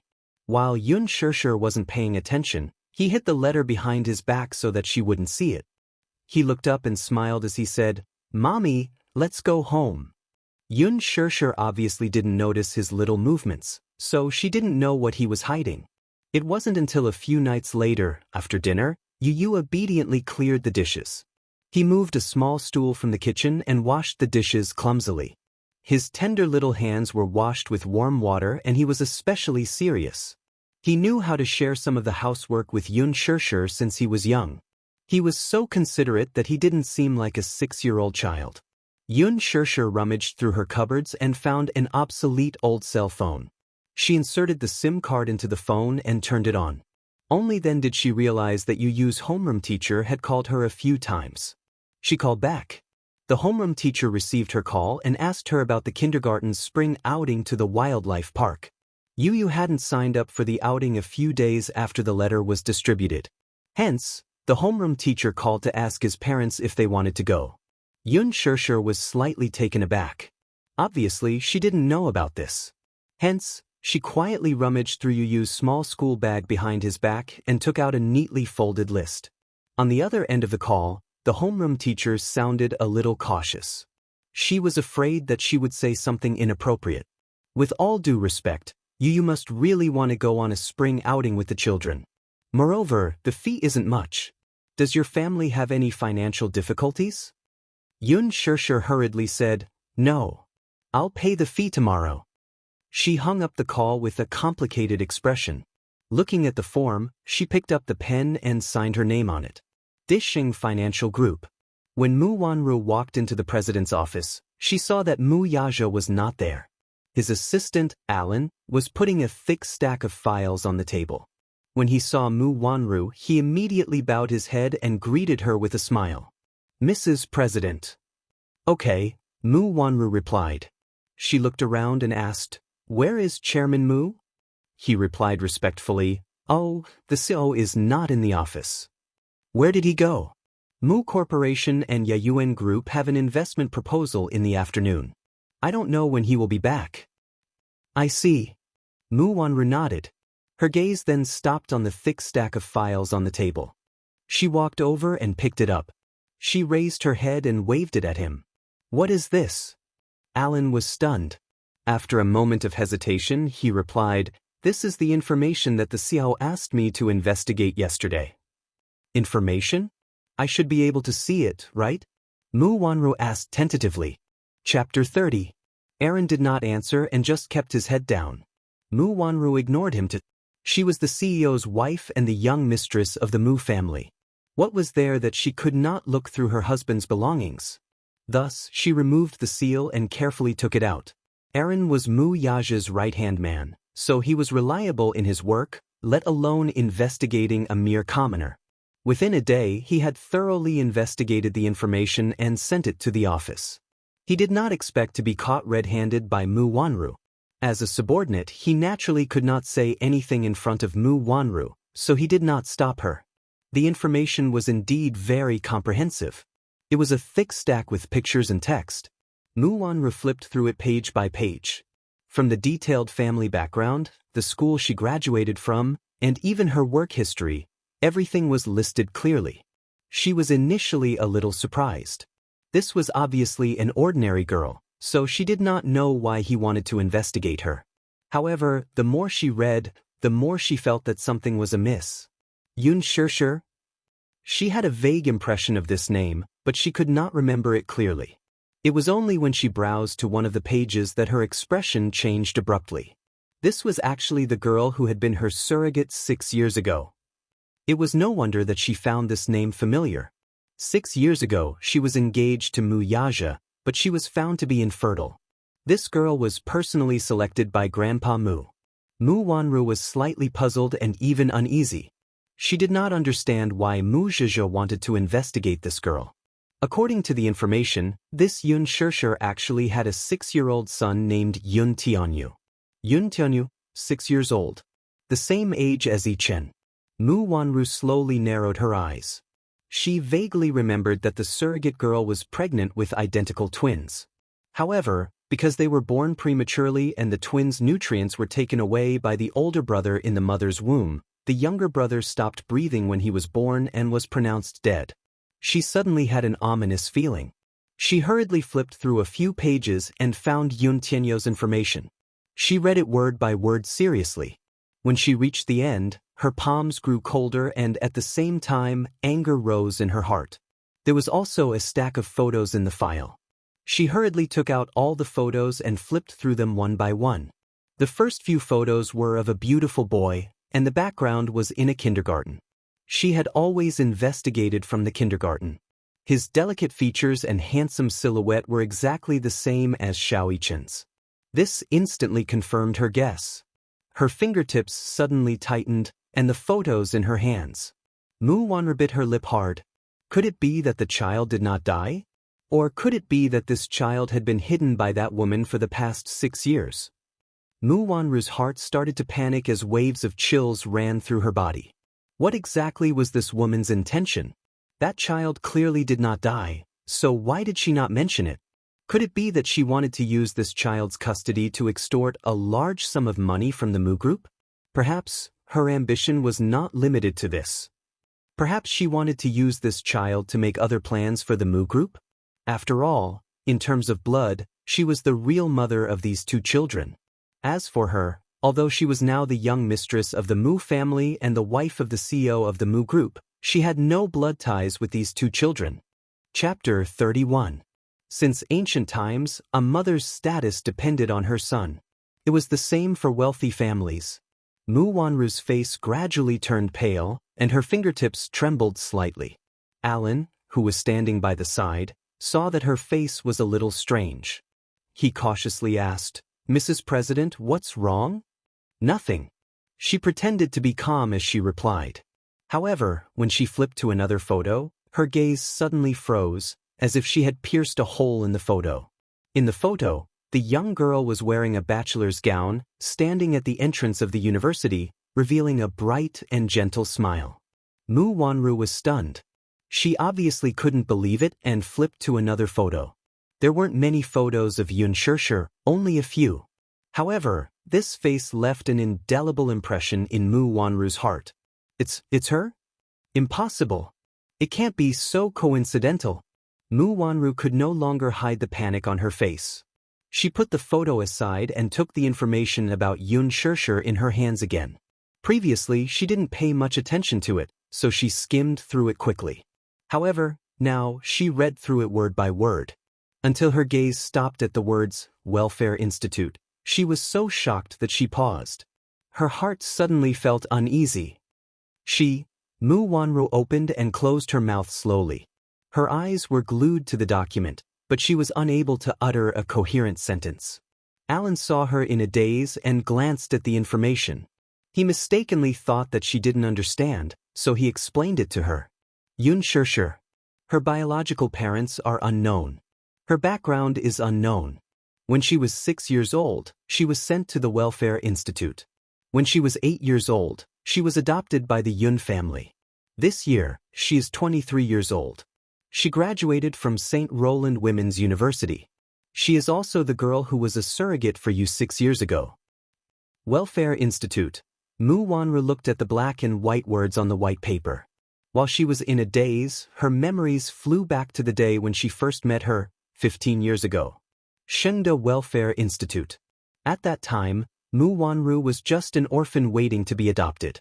Because of her likable face, she was well-liked in the orphanage and was revered as a princess. Many children were willing to play with her. However, the children in the orphanage were different from the children outside. Although they seemed to be getting along well on the surface, they were secretly competing with each other. Every day, people would come to the orphanage to adopt children. Those who looked better or were more obedient would have a chance to be adopted. However, the young Mu Wanru had an unyielding ambition since she was young. Her mother was a masseuse at a bar. She had a low status and abandoned her at the entrance of the hospital after giving birth to her. She was picked up by a poor couple and lived in poverty for several years. It was only after a car accident that she became an orphan again and was sent to the orphanage. From that day on, she told herself that she wanted to live a good life and be adopted by a rich person. One day, a 7-year-old girl arrived. She heard that her mother had passed away, so she was sent here. Although this girl was dirty from head to toe, her appearance was very delicate and beautiful. Mu Wanru saw that the girl had a jade pendant on her. It looked expensive, so she took advantage of the fact that the girl was asleep and took the jade pendant for herself.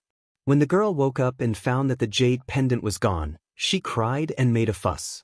However, Mu Wanru was very prestigious among the children at that time. No one believed that she had stolen the jade pendant. No one believed the girl's words. Chapter 32. Until one day, an elderly man who looked like a rich man came to the orphanage and summoned her. The elderly man took out a token from his pocket. It was exactly the same as the jade pendant. When they were pieced together, they were a perfect match. She did not know anything about it and only lied that the jade pendant was left to her by her mother. The elderly man believed her and brought her back to the Mu residence. He named her Mu Wanru and quickly set up a marriage contract between her and Mu Yaja, who was only 14 years old at the time, in the office. When she regained her senses, Mu Wanru fell on the sofa in a daze. She held her forehead with one hand and her back was drenched in cold sweat. She clutched the thick stack of documents tightly in her hand. Her fingertips could not help but tremble as she panicked. She really could not guess why Mu Yaja ordered people to investigate this information. Could it be that he sensed something was wrong and began to suspect her identity? He began to suspect her real identity when she was brought back by Grandpa Mu. When Mu Wanru thought of this possibility, her heart could not help but skip a beat. In fact, she stole the jade pendant from Xianxia. She grew up in the orphanage.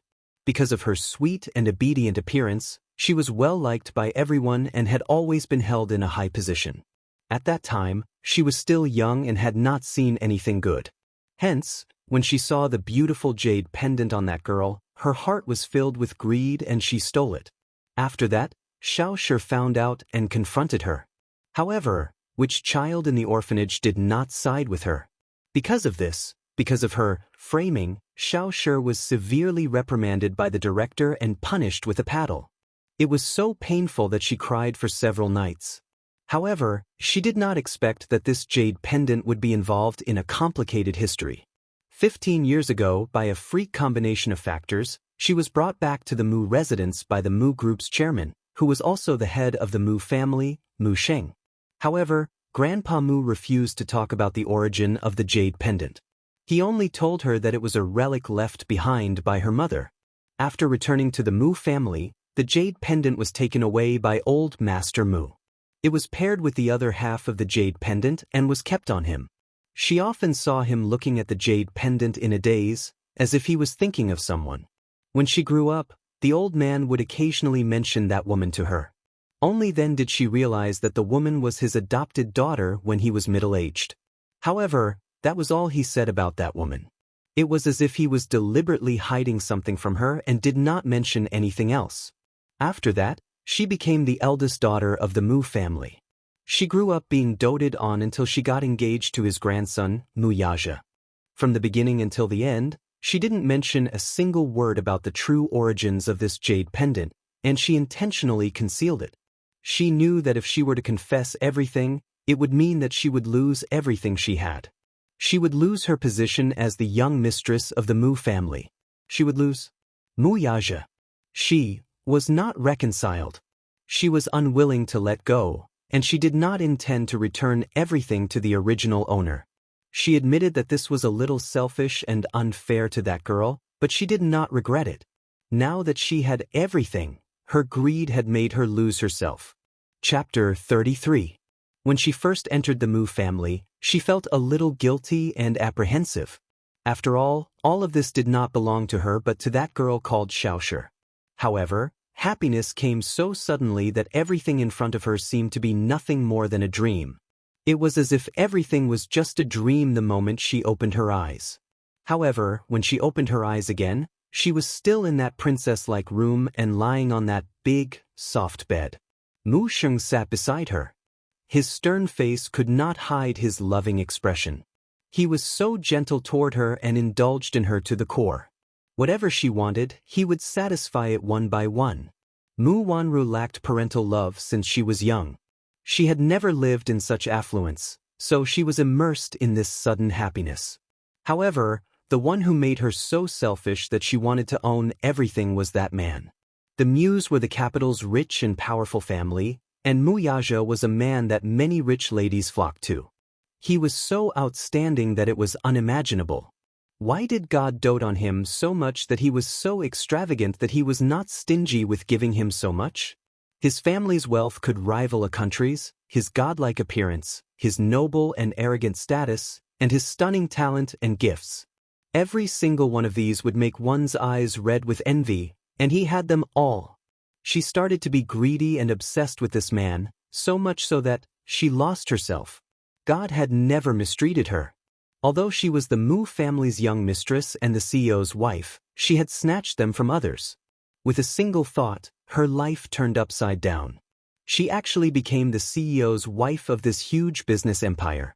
At first, she was still uneasy, but later, she gradually felt at ease and enjoyed everything that did not belong to her. However, fate seemed to love to play tricks on people. Ironically, she was born infertile. Although Mu Xing used many of his connections in the medical field, it could not be cured. What was more ironic was that the surrogate he had hired was actually her, the real owner of this jade pendant. Mu Wanru was already drenched in cold sweat as she felt a sense of crisis. After so many years, they finally met again. 9 years ago, she snatched away her jade pendant and took everything that belonged to her. 9 years later, she became a surrogate and gave birth to a child that belonged to both of them. Somehow, there seemed to be an invisible bond that bound Wuxia and her together. This made Mu Wanru feel uneasy.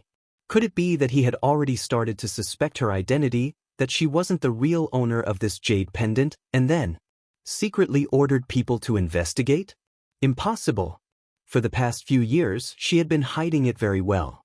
In fact, when she was an adult, he was also suspicious of her. Back then, he was in too much of a hurry. When he saw that she was carrying the jade pendant, he didn't even do an identity check. However, as she grew up, her appearance gradually became more beautiful and delicate. In the end, her eyebrows did not resemble that woman's, which aroused his suspicions. Chapter 34. She believed that she had not given herself away in the past few years. Besides, with the evidence of the DNA test, there was nothing suspicious about her. Mu Wanru immediately denied this conjecture, but the stone hanging high in her heart did not fall. Could it be because of that child? Did Mu Yaja find out that the child did not die prematurely and was secretly hidden by that woman? Did he suspect that she had ulterior motives toward the Mu family, so he investigated her background? It must be because of this. Mu Wanru raised her head abruptly and looked at him with feigned calmness. She coldly said, "Don't mention to anyone that I've seen this information, okay? Just pretend that you didn't see anything." Aaron was slightly taken aback. He clearly did not know the purpose of her warning. He saw her take away the information about Yun Shirshir's welfare home from more than a decade ago and the results of the investigation on Yun Tianyu.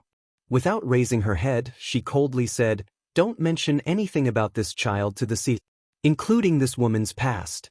Also, don't mention this woman's background in the welfare home to the CO, okay?" He raised his eyebrows in a daze. Seeing that he did not answer, Mu Wanru's tone turned even colder. "Did you hear me or not?" Aaron lowered his eyebrows and did not answer. His superior was Mu Yaja. Although Mu Wanru was the wife of the CEO of the Mu Group, she was also the HR manager. He did not have to listen to her orders. He had the responsibility to let the CEO have a look at what he had investigated. Mu Wanru seemed to have read his mind. She snorted and sneered. "Do you think that you can disobey me just because you're the CEO's subordinate? Do you think that I can't control you just because I'm the HR manager?" She sneered and stood up. She approached him and sized him up. Facing her piercing gaze, Alan lowered his head and looked down. However, he heard her say word by word, "Even if I don't have much power in the Mu Group, I think I have the ability to drive you into a corner." Alan raised his eyes in shock and looked at her in surprise. "Keep your mouth shut about this matter, do you understand?" She ordered again. He was silent for a long time before he slowly sucked in a breath of cold air and nodded with some difficulty. "I understand." When Mu Yaja returned, Mu Wanru had already left with a guilty conscience. She had to think of a way to stop the situation from developing before Mu Yaja thoroughly investigated the matter. Mu Yaja was her man. She couldn't give any other woman a chance.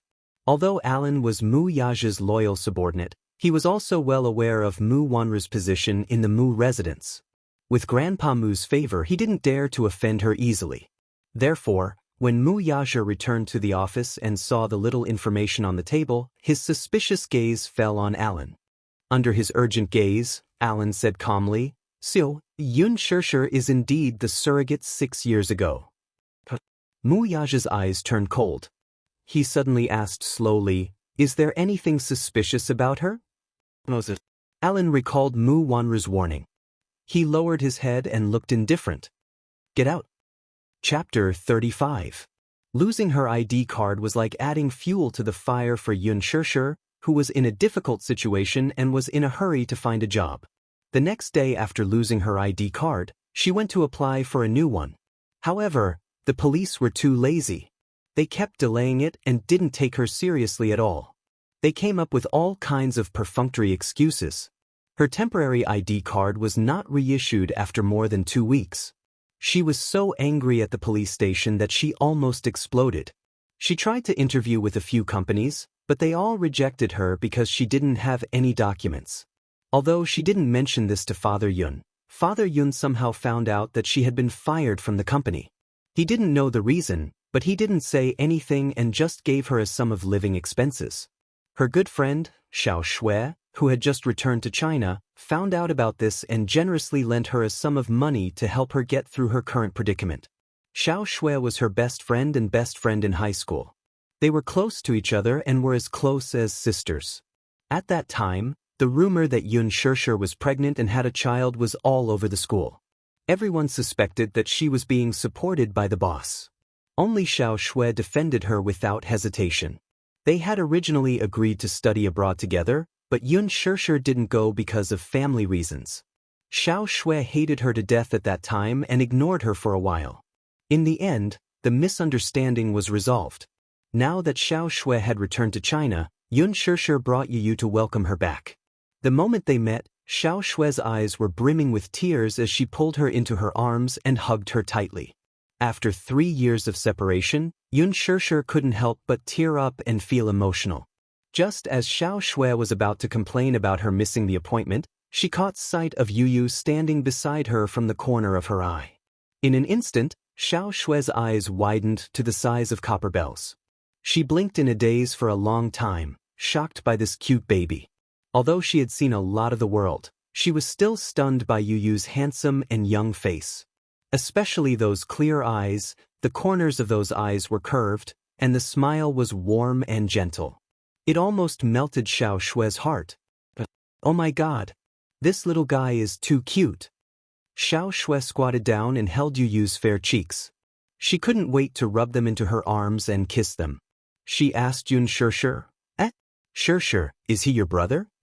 She smiled and then explained, No, I'm not. Let me introduce him. He's Yun Tianyu, my son. After a pause, she said to Yu, this is the Auntie Xiao that Mommy mentioned to you before. The expression on Xiao Shue's face froze in an instant. What did you say? Yu smiled gently and replied on behalf of Yun Shishir, Aunt Xiao, how are you? She's my mommy, and I'm Yun Tianyu. Auntie can call me Yu. Son? Mommy? Are you kidding me? Xiao Shui was dumbfounded. Comparing the two, the little lad's soft pink lips were indeed the same as Yun Shishir's. She always thought that Yun Shishir's pregnancy was just a rumor. She didn't expect it to be true. For a moment, she didn't know how to digest it. That's not right though. This child looks to be 6 or 7 years old. Calculating the time, he was born before the new year, which was a year before she went abroad. Chapter 36. Xiao Shui nodded and brought her to a Western restaurant that she used to love the most. They entered a private room. After ordering, Xiao Shui hurriedly dragged her into the washroom and questioned her. Yun Shishir did not want to hide the truth from her, but she did not want to delve into the past, so she only gave a brief explanation. Xiao Shue's heart ached when she heard this. That stepmother of yours actually treated you like that. She's simply heartless. I found it strange. Back then, Father also mentioned that the Yun family's fate was at stake 6 years ago. They owed a lot of debts, but they were cleared in a year. I didn't expect you to sacrifice so much. Yun Shishir smiled lightly. I know how to repay kindness, don't I? Besides, it's all in the past. Since it's for the Yun family, then it can be considered as me repaying Father for raising me. The difficult time in the welfare home, where she was bullied, was a nightmare in Yun Shishir's heart. If Yun Yeqing had not adopted her, she would not have been able to bear the humiliation at that time. Even after that, Yun Yeqing's fatherly love for her did not diminish. Moreover, the time after giving birth to Yu was difficult. Thinking about it now, it was as unbearable as an abyss of suffering. Now that this matter was mentioned, she did not feel any pain or itch. To have such a heartwarming son like Yu was a gift from the heavens. She was already grateful. 6 long years. No matter how deep the memory was, it would fade away. Then, Xiao Shui was afraid that she would be sensitive and carefully asked, Aren't you afraid that Yu will be snatched away by his biological father? Yun Shishir's eyes blurred for a moment as she recalled that man. She then said, That's why I want to keep Yu's background a secret. No one will mention it and no one will be able to snatch Yu away. She did not know who Yu's father was, nor was she interested in knowing. It had nothing to do with her. Yu was her most cherished treasure. She would not allow anyone to snatch him away. Even if it was his biological father, he still couldn't do it. Seeing that she didn't seem to want to talk about it, Xiao Shui didn't pursue the matter any further. A look of envy appeared on her face. That's great. To have such a charming son. When she returned to the private room, she couldn't help but pounce on Yu. She pinched his little cheeks and said, You're so cute when you smile. As she spoke, she put on her standard coaxing expression. Yu, come with Auntie, okay? Auntie will take care of you, bring you to eat good food and have fun. Yu put down the teacup in her hand and elegantly wiped her fingers with a wet towel. Then she revealed a charming smile and said, Auntie, Mommy told me not to go with strangers. I'll be abducted and sold. Xiao Shui was stunned. During the dinner, Xiao Shui suddenly asked her, Xianxia, you're so beautiful. Have you ever thought of going to Huanyu Entertainment? Huanyu Entertainment. Yun Xianxia raised her eyebrows in surprise. However, Xiao Shui glared at her with a look of disdain. Huanyu Entertainment is preparing to shoot a movie recently. They're holding a nationwide audition for the female lead. You can give it a try. After all, acting used to be your dream. Yun Xianxia smiled slowly. She was a university student majoring in arts and media. She watched helplessly as she stepped into the entertainment industry. It was just a step away. However, she gave up on this dream because her family's fortunes had declined. Chapter 37. Don't tell me you don't know about Huanyu Entertainment. Huanyu Entertainment is backed by Dishing Financial Group. It's one of the top 100 business empires in Asia and the world. At the mention of Dishing Financial Group, Xiao Shui's eyes shone with yearning. Dishing Financial Group's position can be said to be the core hegemon of the financial industry. Just think about it. In the face of the financial crisis, so many big companies have collapsed, but Dishing Financial Group is standing tall and unaffected.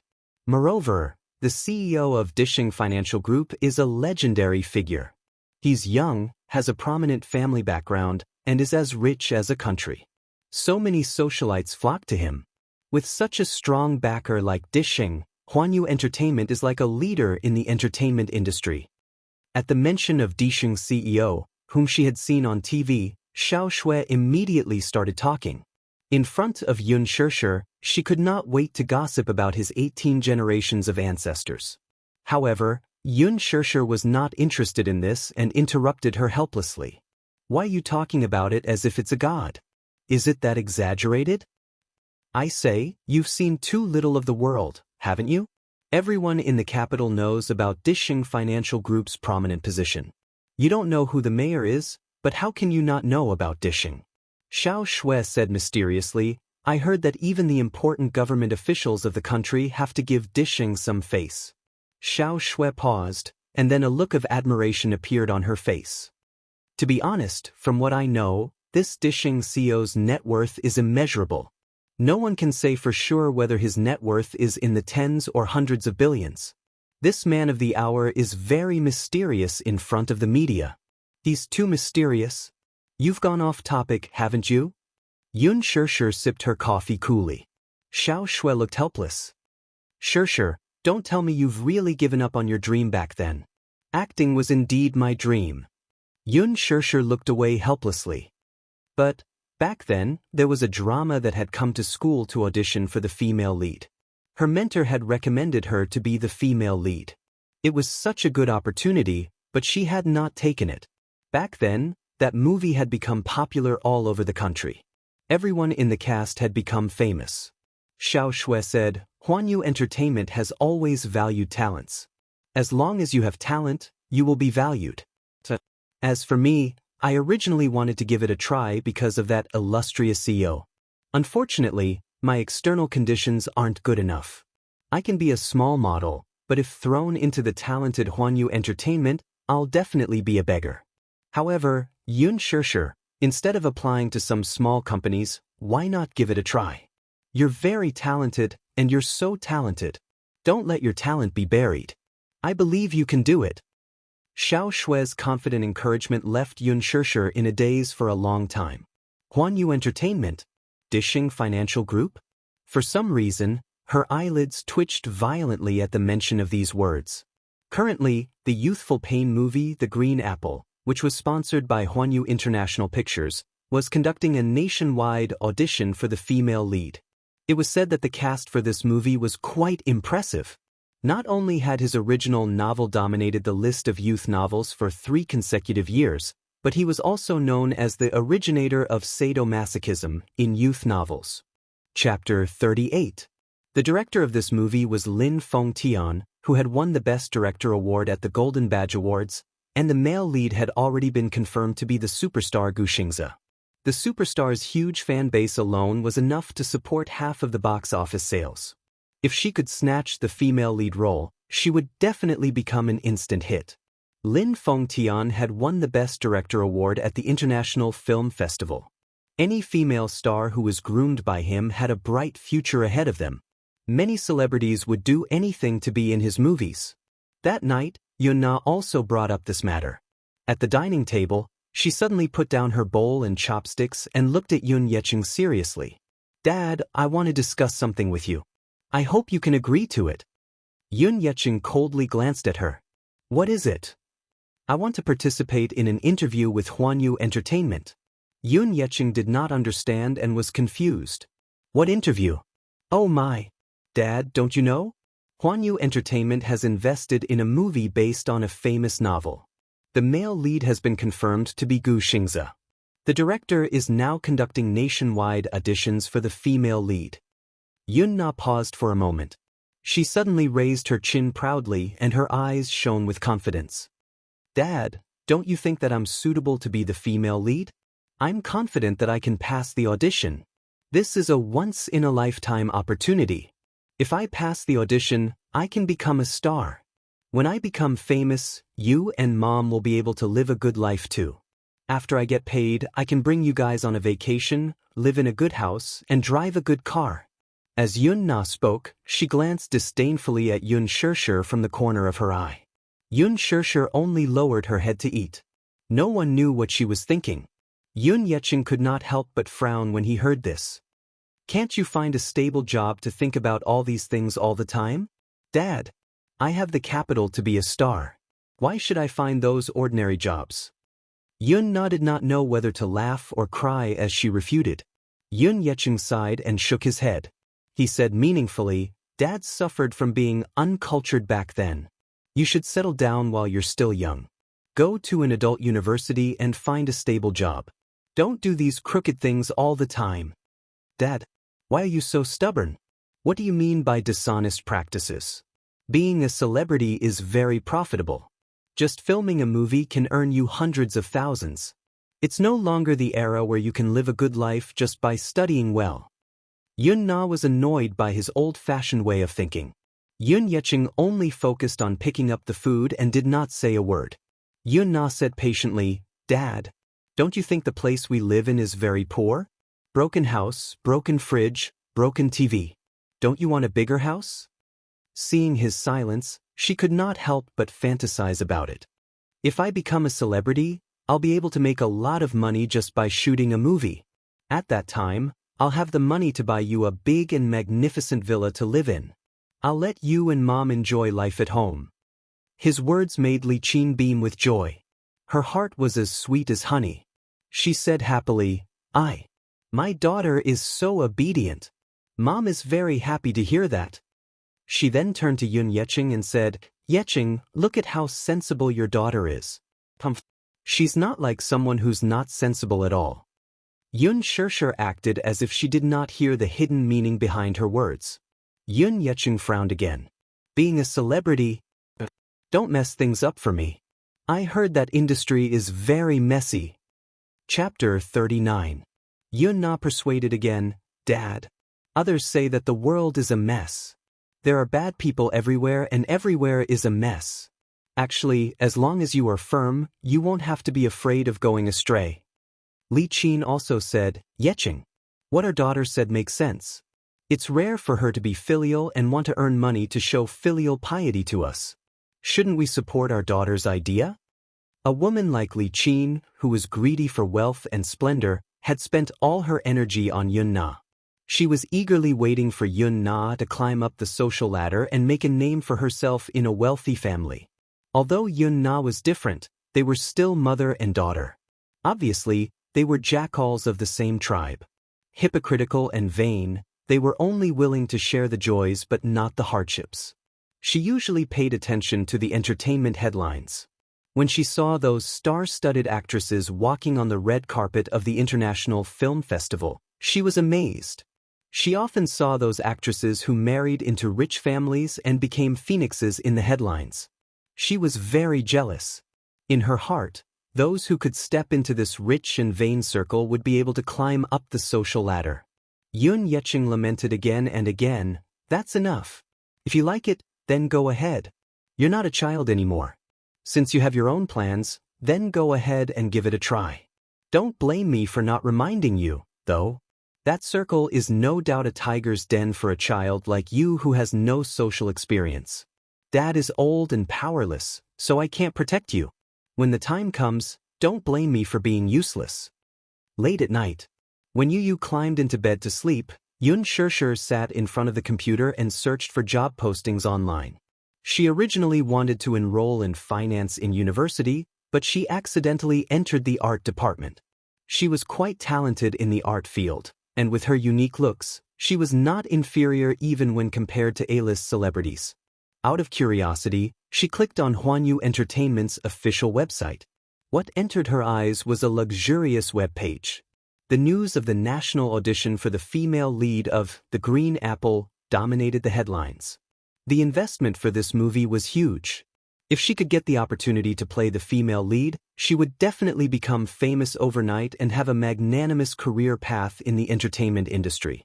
Having a magnanimous career path meant that she would be able to earn a lot. It was not that Xianxia was not tempted. She looked at the notice board and saw that Huanyu was looking for an artist assistant. She made up her mind. A few days later, she got her ID card. Early in the morning, she sent Yu to kindergarten and took a taxi to Huanyu Entertainment with her prepared resume. Early in the morning light was faintly discernible, and the air was filled with the faint fragrance of grass. When they arrived at Huanyu Company, they saw a long queue at the entrance. Xianxia was a little shocked by this scene. She had never seen such a shocking scene before. She was secretly surprised. Could it be that there were so many competitors applying for the assistant position? After asking around, she found out that she had bumped into the first audition for the female lead of The Green Apple. Other than the girls who had rushed over to participate in the audition with dreams of becoming stars, there were also many die-hard fans of Xianxia. The male lead had been confirmed for him, and the director had decided to use a new actress for the female lead. The film crew started the nationwide audition. The promotional video for the audition filmed at Tsinghua University had already been broadcasted and caused a sensation. Even if the movie did not have a lot of resources, Xianxia's popularity alone was enough to attract many students to apply. Chapter 40. Although the audition was held on a weekend, many of his die-hard fans came when they heard that the popular superstar Xianxia would be attending the audition. Some of them were even loyal fans who had flown in from other places. The popularity of the audition caught the production crew off guard. Even though they hired bodyguards to maintain order, they still couldn't stop the army of aggressive fans. The huge Huanyu Tower was suddenly filled with people. Banners of support were hung all over the tree trunks and walls outside the company building. The entire Huanyu Entertainment seemed to have been crushed by Xianxia's army of fans. At the grand entrance of Huanyu Entertainment, there were several luxurious cars parked. In one of the nanny vans, 3 men in simple clothes were looking at the bustling crowd at the school gate. Most of them were young and pretty female students. They were all in a hurry to attend the audition. All of them were dressed to the nines in order to maximize the director's attention during the audition. Director Lin. I don't mean to say this, but these female students are pretty good looking. Look at the one in the white dress. She's quite stylish. Doesn't she look like Xianxia in the original novel? And the one in the black dress over there. I think this young lady is well prepared. She must have read the original novel. In the novel, Xianxia wore a black dress like this when she first appeared on the school stage. That young lady looks pretty good, but I feel that she's not tall enough. The assistant leaned against the window and looked in the direction of the school gate. He was like a small steward in ancient times who held the selection for the emperor. He talked endlessly and gestured with his hands. He turned around to look at the man in the white shirt, but saw that he only had his head lowered and was flipping through the application forms. He glanced at the 2-inch colored photos, but he didn't seem to be interested. Boring, Lin Fengtian suddenly said and threw the name list aside. He was too lazy to look at it again. Director Lin? What's wrong? Lin Fengtian lowered his head and sucked on a cigarette. His tone was neither cold nor warm. There's no one I want. What? The assistant was shocked and tongue-tied. Lin Fengtian was one of the top youth-oriented filmmakers in the country. The films he directed had always been a money-making magnet for youth-oriented films. One of his representative works, I Heard That Love Came Back, was a classic that could compete with Hollywood blockbusters. The reason why he had so many classic films was because of his fanaticism and strictness towards his work. In today's entertainment circle, movies were no longer purely an art form. Out of commercial considerations, many directors had gradually deviated from the main theme of movies. However, Lin Fengtian was different. Everyone knows how critical he is when it comes to the art of film, especially when it comes to casting. Long ago, he had bought the adaptation rights of the original novel with a large sum of money. He was extremely obsessed with the plot of the novel. The Green Apple tells the story of an unforgettable forbidden love. The female lead, Xianxia, and the male lead, Dongyu, were siblings of the same father and mother. They grew up together and gradually developed feelings for each other that shouldn't exist between siblings. The love and hate entanglement along the way, the relationship between the two of them was the most heart-wrenching. Chapter 41. Lin Fengtian chose Gu Xingzi not only because of his soaring popularity, but also because his melancholy aura was a perfect match for Dongyu's. The role of Xiaochuan was the most difficult to portray. Xiaochuan was a kind and innocent girl. She was immature, cute, and playful. She had been carefully protected by Dongyu since she was a child. Hence, she had an otherworldly innocence. This temperament was especially difficult to portray. Even a veteran actor who had been on the stage for a long time might not be able to portray such a character. Lin Fengtian was a little depressed. Although the people on the roster were good-looking, they were not the Xiaochuan in his heart. Just as Lin Fengtian was having a headache, his assistant, who was leaning against the window, suddenly exclaimed, "Director Lin, look, that girl in the snow-white dress over there looks like Xiaochuan." He looked in the direction his assistant was pointing and could not help but be shocked. His body immediately leaned forward excitedly. In the morning light and warm breeze, a charming and petite figure stood quietly at the gate. This was a girl so beautiful that she looked like she had walked out of a mural. She immediately attracted the attention of everyone in the car. Wow! The assistant was so shocked that he held his breath. He had never seen such a youthful girl before. The girl looked young and even a little immature. She was wearing a clean long dress, revealing her snow-white and delicate arms, shoulders, and neck. She was delicate and flawless. She was pure and beautiful, lovely and moving. Even though she was dressed in such a simple manner, she had an extremely seductive beauty. She was so beautiful that she looked like an otherworldly woman, making one's heart flutter involuntarily. She did not have a sexy figure like other women. She was thin and not voluptuous. She was so tender that it seemed like water could be squeezed out of her. Even so, she still blocked everyone's sight. For some reason, although she was wearing an ordinary dress, she stood out among the bustling crowd of well-dressed girls at the gate. Lin Fengtian's handsome eyes narrowed. There was actually such a beautiful woman in the secular world? He felt a surge of excitement and could not help but pick up the binoculars beside him. The girl stood at the school gate, holding a small handbag in her hand. Her black brocade hair was quietly draped over her shoulders, emitting a moving luster under the moonlight. Under her soft bangs was a beautiful face. Her skin was as flawless as white jade, and her delicate and charming oval face had a faint blush on her cheeks. She lowered her head and lowered her eyes. The corners of her eyes were long and curved, making her look extremely charming. She had a row of long and curly eyelashes that were as thick and long as a comb. They were like fine black feathers or fluttering butterfly wings. They were excessively charming. Those pink lips were like fresh flower petals, tender and lovely. Yun Shirshir was thinking about something with her head lowered. Her brows were slightly furrowed, but she suddenly had a strange sixth sense, as if something was staring at her from somewhere else. As if realizing that everyone in the nanny van was sizing her up, she suddenly regained her senses. She slowly turned around and looked up at them. At that moment, Lin Fengtian's gaze deepened and he was stunned for a moment.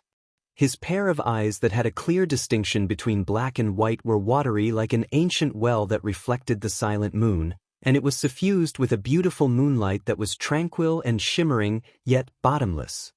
Chapter 42. When their eyes met, the girl was at a loss. She clutched the bag in her hand tightly, bit her lip, and shuffled her feet slightly. However, it was precisely this unpretentious expression that made people feel that she was rather cute. Xianxia. Lin Fengnan suddenly slapped the table and exclaimed. This girl was practically a living Xianxia. Lin Fengtian excitedly reached out to flip through the roster that had been thrown aside. He said excitedly, "Is this girl from this university? Did she sign up? Find out what her name is. Inform her directly to come for the audition." Director?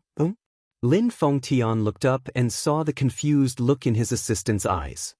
"We can just get out of the car and invite the girl to the audition. That way, we won't have to waste any effort." He sighed helplessly. Wasn't this director too excited? Lin Fengtian slapped his forehead and said, "That's right. Why didn't I think of that? Why would we need to waste any effort?" He got out of the car immediately. However, when he looked in the direction where the girl had stopped, he realized that she was gone. Gone? Wasn't she standing here just now? Lin Fengtian frowned. His eyes searched the crowd repeatedly, but he could not find any trace of her. She was gone. The audition for an artist assistant was very simple. She just had to fill in a form and submit a few certificates before she could officially start her job. The manager informed her that she could start her job the next day. The salary and benefits were also quite generous. Although it was a thankless job and she might even be bullied, Xianxia was extremely excited. However, when she was about to leave, the manager looked at her strangely and asked, "You have outstanding looks. Why are you here to audition for an artist assistant? What a pity. If this girl was carefully groomed, she would definitely be able to make a name for herself in the entertainment industry." Xianxia smiled but did not say anything. Before she left, she received an information sheet. The artist she was in charge of was actually a newcomer with a big background. Her name was Han Jingyi. The reason why she was a big name was because she heard that this artist had a very strong background and relied on a powerful person to get to where she was today. She also heard that she had gotten a big role.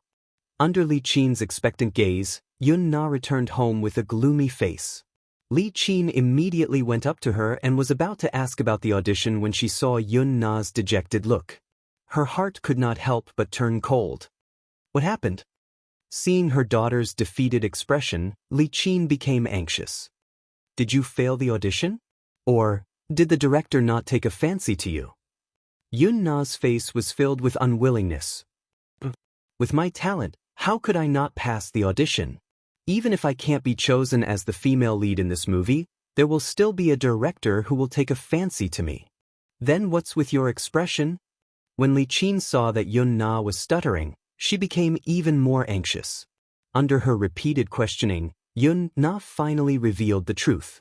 Originally, she had been very confident about this audition. Her costume and makeup were all in place. For this audition, she had even crammed the original novel for a few days and had already memorized her lines. She had chosen the most tear-jerking scene in the script and repeatedly practiced it in front of the mirror. She thought that she had portrayed the character well. However, when she rushed to the audition with full confidence, she was told that if she did not have an audition letter, she would not be able to participate in the audition. Chapter 43. Why was she blocked by the words, "no audition letter," when it came to Yun Na? According to the person in charge of the production team, there were too many people who came to participate in the audition. Among them were many of Gu Xingzi's die-hard fans. Hence, before Yun Na could even step into the audition venue, she was blocked at the entrance. She could only watch helplessly as those people with audition letters walked in. If she was directly rejected in the audition, she would have been willing to lose. However, even though she was full of confidence, she did not even have a chance. She failed just like that. Yun Na's heart was naturally unbalanced. Li Qin had no idea what was going on, so she was confused. Then, what's with the audition invitation letter? Can you get it? How do you get it? Yun Na sighed. I've asked. We have to rely on connections. After a pause, she added, although this audition is an open audition for the female lead, there are still some requirements. Those audition letters are either sent out by people in the production team or by other big agencies who rely on their connections to get them. When many agencies heard that this was a once-in-a-lifetime opportunity, they did not hesitate to rely on their connections. Hence, most of the people who were able to participate in the audition were the 18th-tier models of the agencies. They all wanted to take advantage of this opportunity to make a name for themselves. Just like Gu Jingyi, the audition water was very deep. Is there no chance? Li Qin could not bear the shock. She had put so much effort and expectations into her daughter, just waiting for the day when she could make a name for herself. Now, was this dream going to be shattered? Yun Na suddenly thought of someone, and her eyes lit up.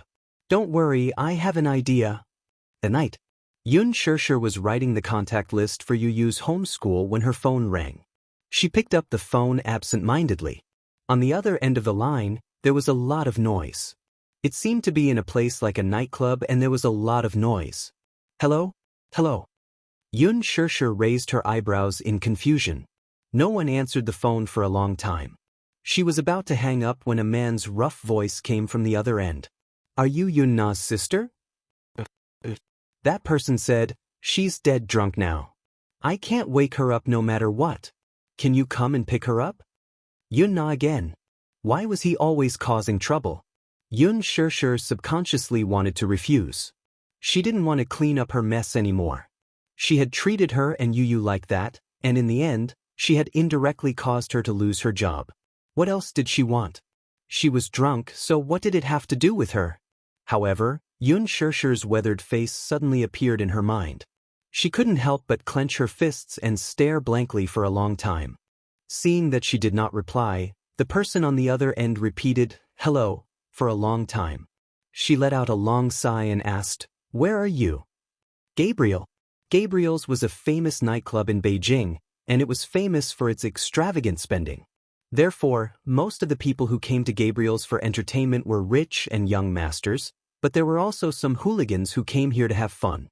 Therefore, Gabriel's was also famous for being messy. Drugs, gambling, shady dealings, and transactions. Once night fell, this place would become a dark treasury. There were often news of people exchanging gunfire here, and there were heavy casualties. However, even though it was so chaotic and serious about social security, Gabriel's was different from other nightclubs. It had a very powerful background, and the people above it were very influential. Therefore, many people didn't dare to touch it. Chapter 44. As soon as Yun Shishir stepped into this foul place, she was choked by the smell of smoke. Along the way, the unrestrained looks of men and women entered her eyes. The air was filled with the smell of debauchery, and the private room was a scene of drunkenness. Under the guidance of the waiter, she walked into the private room that the man mentioned. Just as she entered, Yun Shishir smelled a strong smell of alcohol and smoke. The private room was filled with smoke, and the music was very loud. A few young men with the most popular hairstyles were drinking heartily. He looked around and saw Yun Na lying on the sofa in a drunken stupor, unconscious. When the few youths saw her, they all raised their heads and whistled loudly. Oh, she's really here. This chick is quite pretty. Her figure is not bad either. She looks much more attractive than those young ladies. Someone else chimed in, that's right. It's rare to see such a pure and innocent girl nowadays. I wonder what it's like to be in bed. It must be wonderful. The filthy words were unbearable to the ears. When Yun Shishir heard those hooligan words, her heart trembled slightly. With a bang, the waiter behind her respectfully closed the door. She stood there awkwardly, unable to move her feet. To be honest, after that incident, she was extremely afraid of these hooligans and wanted to turn around and leave. A young man with a green dragon tattoo on his arm stood up and stepped over the table. He strode forward and grabbed her wrist. He smiled maliciously. You just arrived and you want to leave already? What about your sister? Yun Shishir looked back hesitantly and glanced at Yun Na. She braced herself and said, I'll take her away. I'll leave now. You're leaving now. The young man grinned and frowned. Don't. How disappointing. Come and drink with us. The young man put his hand on her shoulder and introduced the men on the sofa to her one by one. Come, let me introduce you. This is the boss of our bar street, Brother Chang. The ones sitting next to him are Brother Leopard and Brother Hu. Xianxia couldn't stand it anymore. She broke free from his grip and said, I didn't come here to drink. I'm here to bring Yunna back. When the young man heard this, he sneered, You don't drink. All right then, let's do something else. His drooling gaze swept across her chest, and he reached out to touch her face. Xianxia dodged in a panic. She was obviously frightened by his aggressive actions. She frowned and said coldly, What are you doing? What are you doing? Of course it's you. The young man tilted his head and said half-jokingly. Behind him, a man with a scar on his face shouted, What's that name? Xianxia, right? Don't just stand there like a fool. Come and sit down. Get the waiter to open a few more bottles of whiskey. Xianxia shook her head and glanced hesitantly at Yunna. I don't drink. Leaving. With that, she turned around and wanted to leave. The young man quickly grabbed her wrist and pulled hard, pulling her back. Xianxia exclaimed and struggled, but how could she resist the young man's wrist strength? He glanced at her from head to toe and said disappointedly, Hey, don't be like this, okay? This little sister is young and doesn't know anything. As her elder sister, don't you know the rules? Xianxia frowned. What do you mean? Chapter 45. The young man laughed, and someone behind him mocked loudly, Your sister doesn't know her place. She came to us to ask for drugs to play with when she has no money on her. She's been clinging to us every day. She owes us $200,000. $200,000. Xianxia was stunned. She felt her head buzzing, and her eyes widened in disbelief. She thought that Yunna was just being rebellious, which was why she often fooled around outside. However, she didn't think too much about it. She thought that she was just a hooligan and that she would learn to behave sooner or later. However, she didn't expect her to be so fierce that she even dared to play with drugs. She even owed these people $200,000. $200,000. Even if she sold her father's apartment, she might not be able to repay this debt. She was stunned on the spot, and her body was as stiff as a rock. The young man beside her muttered, Playing with drugs when you have no money. How boring. Tell me, how are we going to get this money? Do we have to go and get it from you personally? The person called Brother Chang had a cigarette in his mouth. He was having fun with a sexy woman in his arms. He put out the cigarette and said with a smile, The younger sister can't afford it, but the older sister should have money, right? Xianxia's eyes dimmed. I don't have money. She couldn't even afford $20,000 or $2,000, let alone $200,000. The young man glared at her in disappointment. No money? Brother Chang, this woman said she has no money. $200,000 isn't a small sum. Brother Chang heard this and smiled obscenely. You don't have money? If you don't have money, you can pay me back with other things. The young man immediately understood. He lowered his head and looked at her lecherously. He was very satisfied with her delicate face. Look at how pretty you are. Playing with Brother Chang for a few days will be enough to make up for it. Young lady, you should be happy. If it were those women outside, we would really look down on them. No. Xianxia refused immediately. The young man was so angry that he laughed. He patted her cheek gently and pointed at Brother Chang. Hey, don't be ungrateful. Do you know who this is? He's the boss of a bar street in the capital. How dare you refuse him? You're courting death. He practically forced her onto the sofa. Changgu hugged her and pulled her over. He poured a glass of whiskey with one hand, wiped the white powder on the rim of the glass with his fingertips, and handed the glass to her. The wine splattered all over the table. Drink this wine. Xianxia looked at the swaying wine in the cup, and her breathing gradually quickened. I don't know how to drink. Not to mention whiskey, she couldn't even touch beer. Her body was allergic to alcohol, and she would get drunk with one sip. Not to mention a glass, even a sip would make her unable to leave this place. Brother Chang clicked his tongue and frowned. What? Are you not going to give me face? I really can't drink. Xianxia clenched her fists tightly. She didn't know what to do. You refuse a toast only to drink a forfeit. When Brother Chang saw that she wasn't going to budge, he raised his head and gave the young man beside him a look. The latter understood. He stepped forward and clasped her jaw, forcing her to open her mouth. He forced the glass of whiskey into her mouth. Large mouthfuls of whiskey rushed into her nose and throat, accompanied by a strong smell of alcohol. At that moment, she felt suffocated and was caught unprepared. She choked a few times, and the burning alcohol slid down her throat. It was so strong that her face immediately turned red, and it was so spicy that tears flowed out. She didn't know where she got the strength, but Xianxia pushed the young man away. The wine glass fell to the ground and shattered into pieces. Chapter 46. With an unknown strength, Xianxia pushed the young man away, and the wine glass fell to the ground and shattered into pieces. She clutched her throat desperately, bent over, and coughed nonstop. After vomiting a few times, she felt a burning sensation in her stomach, as if a raging fire was burning.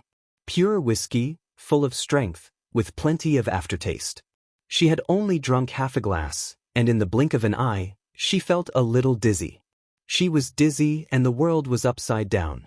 Her head was so dizzy that she could barely tell the direction, and her consciousness was gradually fading. Xianxia wanted to stand up, but her body was swaying left and right. Her whole body was weak, and her limbs were numb. Just as she stood up, she fell back onto the sofa. Immediately after, there was a burning sensation in her lower abdomen, as if the fire in her body was burning more vigorously. Xianxia held onto the table, sweating profusely. No wonder she got drunk so quickly and so fiercely. There was something else in the glass besides alcohol. Brother Chang grinned, revealing his dark yellow teeth. He smiled and sighed. This passion-hunting powder is really good stuff. This is a must. How can something that I got be bad? The young man smiled maliciously, then looked at Xianxia's pained expression, and his heart itched. Brother Chang, if you're tired of this girl, can you let us play with her for a few days? This woman really has a face that brings disaster, You like her? Brother Chang smiled. Sure, when I'm tired of her, I'll give this woman to you. The few of them nodded and smiled respectfully. Thank you, Brother Chang. Brother Chang, I've already reserved a private room for you. The presidential suite. On the sofa, Yun Na opened her eyes and sat up. Where did the drunkenness come from? Her eyes were clear and bright. She glanced at Xianxia, who had already lost her mind, and her lips curled into a sneer. Brother Chang, are you satisfied now? How is she? I didn't lie to you, did I? Look, is she worth what I owe you? Yun Na sat over and said with a sweet smile, This sister of mine is very pure. Unlike those seductive women who sat on the stage, their bodies were also very clean. If it was placed in the night market, it could be sold for at least tens of thousands of yuan per night. Brother Chang, you've profited. Yes. It was indeed worth the price. Forget about the money. It was worth more than a few 100,000, it was worth millions. Brother Chang laughed and hugged Xianxia. Obviously, he was very satisfied with her. All right then. Thank you, Brother Chang. As Yun Na spoke, she thought of something and said humbly, Brother Chang, don't tell anyone about me. Don't let her know that I'm behind this. Otherwise, my dad will kill me. I know. He said impatiently. Yun Na giggled and said, Don't be anxious. This person is yours for the whole night. There's no need to rush. You see, about the selection of the female lead. I'm a man of my word. Enough. Get lost. Don't disturb me. Brother Chang's mind was now full of Xianxia, so he did not have the time to care about her. He nodded without thinking much. A few of his subordinates had already opened the door for him. He half-hugged Xianxia and left the private room. Suddenly, a strong wind blew outside the window. The wind rattled the windows. Yu woke up from a nightmare. She sat up in bed and looked to the side. Mommy was gone. Mommy? Chapter 47. At the 6-star Crown Hotel. The presidential suite was decorated luxuriously. It was stylish, elegant, and luxurious. At the table, Mu Yaja looked at the ugly faces of the hypocritical politeness with an expressionless face. He could not help but feel annoyed. Unknowingly, half of the drinks had passed, and the sky outside the window was already dark. Mu Yaja felt inexplicably tired, but more than that, he was annoyed by these people. He finished the vodka in one gulp and stood up.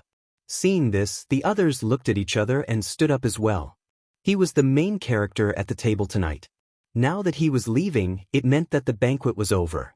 As the young master and CEO of Dishing Financial Group, he had a distinguished status and held the highest power in the Mu Group. In the face of the global financial crisis, the life and death of these small companies were all in the hands of the Mu Group. The life and death of these small enterprises depended on one word from him. Therefore, they naturally flattered this future owner of the Mu Group and served him with great care. One of them asked in a low voice, "Chairman Mu, are you leaving?" That person handed over his suit respectfully. Mu Yaja glanced at him, took it, and put it on. Then, someone respectfully opened the door of the suite. He strode out calmly and elegantly. Behind him, a group of men in suits bowed their heads and followed closely. It was like a star surrounded by stars. The VIP elevator door opened, and Mu Yaja walked in confidently. The moment the door closed slowly, he glanced in one direction and his eyes suddenly turned cold. Li Dongqiang had just triumphantly walked out of the elevator with his arm around the delirious Xianxia when he felt a bone-piercing chill down his spine. He raised his eyebrows and looked back. He saw the VIP elevator door that had just closed. At that moment, he vaguely saw a pair of sharp and frightening eyes through the gap of the door. However, he did not take it to heart and did not think too much about it. He hugged Xianxia and lifted her up. He played with the key card in his fingers and walked toward the suite. Behind him, the elevator door slowly opened again. Brother Chang swiped his card and kicked the door open. Just now, before he closed the door, his hand impatiently reached for his belt. He swiftly unfastened it and pulled down the zipper of his pants. He smiled impatiently and gently patted Xianxia's cheek with his palm. Then, he hooked his leg and closed the door, thinking that the big bed would be his world from now on. That Tisichun Na really didn't lie to her. In the past, he had heard her say that she had a pure and beautiful older sister, but he had always scoffed at it and disapproved of it. In his eyes, women were all the same. There was no difference. At most, they were just tools.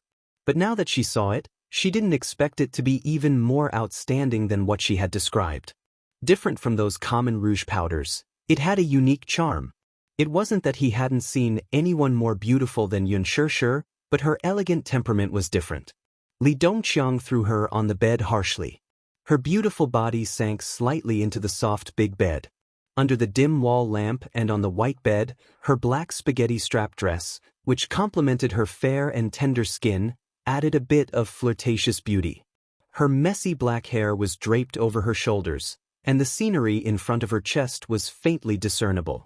The beauty that came into view was really enough to make one's blood boil. Chapter 48. Xianxia regained some consciousness. She felt her stomach turn upside down and curled up in discomfort. Her small hands struggled to tear off the clothes on her body. The unfamiliar heat in her body made her want to immediately remove all the covers on her body. She completely lost her reason and the ability to think. She didn't know where she was. She only felt that she was in an abyss of suffering. Her lower abdomen was hot and dry, and her body felt an inexplicable chill. Half of it was a world of ice and snow, and the other half was a raging fire. It was like ice and fire at the same time. This kind of painful feeling made people go crazy.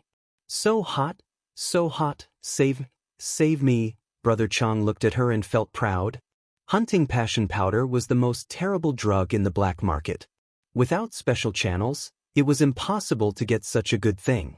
Once she took even a little bit of it, even a chaste woman with strong willpower would not be able to resist it. Without a man, the feeling was simply worse than death. Not to mention this inexperienced woman. Xianxia turned slightly on the bed, and the pain was unbearable. But she didn't know that this action made her even more charming. Changge quickly took off his clothes. He didn't even care that his pants were only half off before he excitedly climbed onto the bed. He couldn't wait to pounce on her.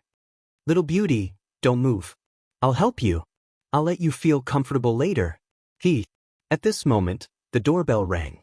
Brother Chang paused and his expression became distorted, but he didn't want to stop. Now that he was in the mood, what could be more depressing than being disturbed in the middle of it? He simply didn't want to care about the person outside the door and just wanted to continue this beautiful thing. However, just as his hand unbuttoned her clothes, the doorbell rang again. It was pressed urgently and seemed to be a little impatient. In this area of the capital, as long as he was in the circle, he would keep his word. Damn. Now, which blind fellow came to ruin his good mood? What a disappointment. Brother Chang's eyes instantly became unusually fierce. He turned his head abruptly and spat hatefully. He quickly put on his pants and went to open the door with his arms bared. As he cursed, he opened the door. When he raised his head, he saw two men in black standing tall at the door. Their strong bodies blocked the door, almost blocking all the light in the corridor. Li Dongxiang's originally ashen face suddenly sank, and his eyes revealed more or less a hint of fear. Even though he was part of the underworld and had seen a lot of things, he was still intimidated by the aura of these two men. Their auras were too terrifying, and their eyes were filled with murderous intent. They were like bloodthirsty killers in the dark night, cold and merciless. He swallowed hard and looked at them warily. "What do you want to do? You've got the wrong person." The two men didn't say anything. They reached out and pulled him out from behind the door. Each of them grabbed one of his arms and lifted him up like he was a prisoner. Brother Chang was shocked and immediately cursed. "What are you doing? Why are you grabbing me? You're ruining my good mood. I'm from the East Street. Do you know? If you know, then let me go." "Damn. I spent 200,000 to buy that woman. Let me go, let me go." Chapter 49. The noise gradually faded away. Xianxia struggled to sit up. She lifted her heavy head and looked around with her blurry eyes. She felt as if the world in front of her was turning upside down. Her entire body seemed to have lost half of its strength. It was hot and soft.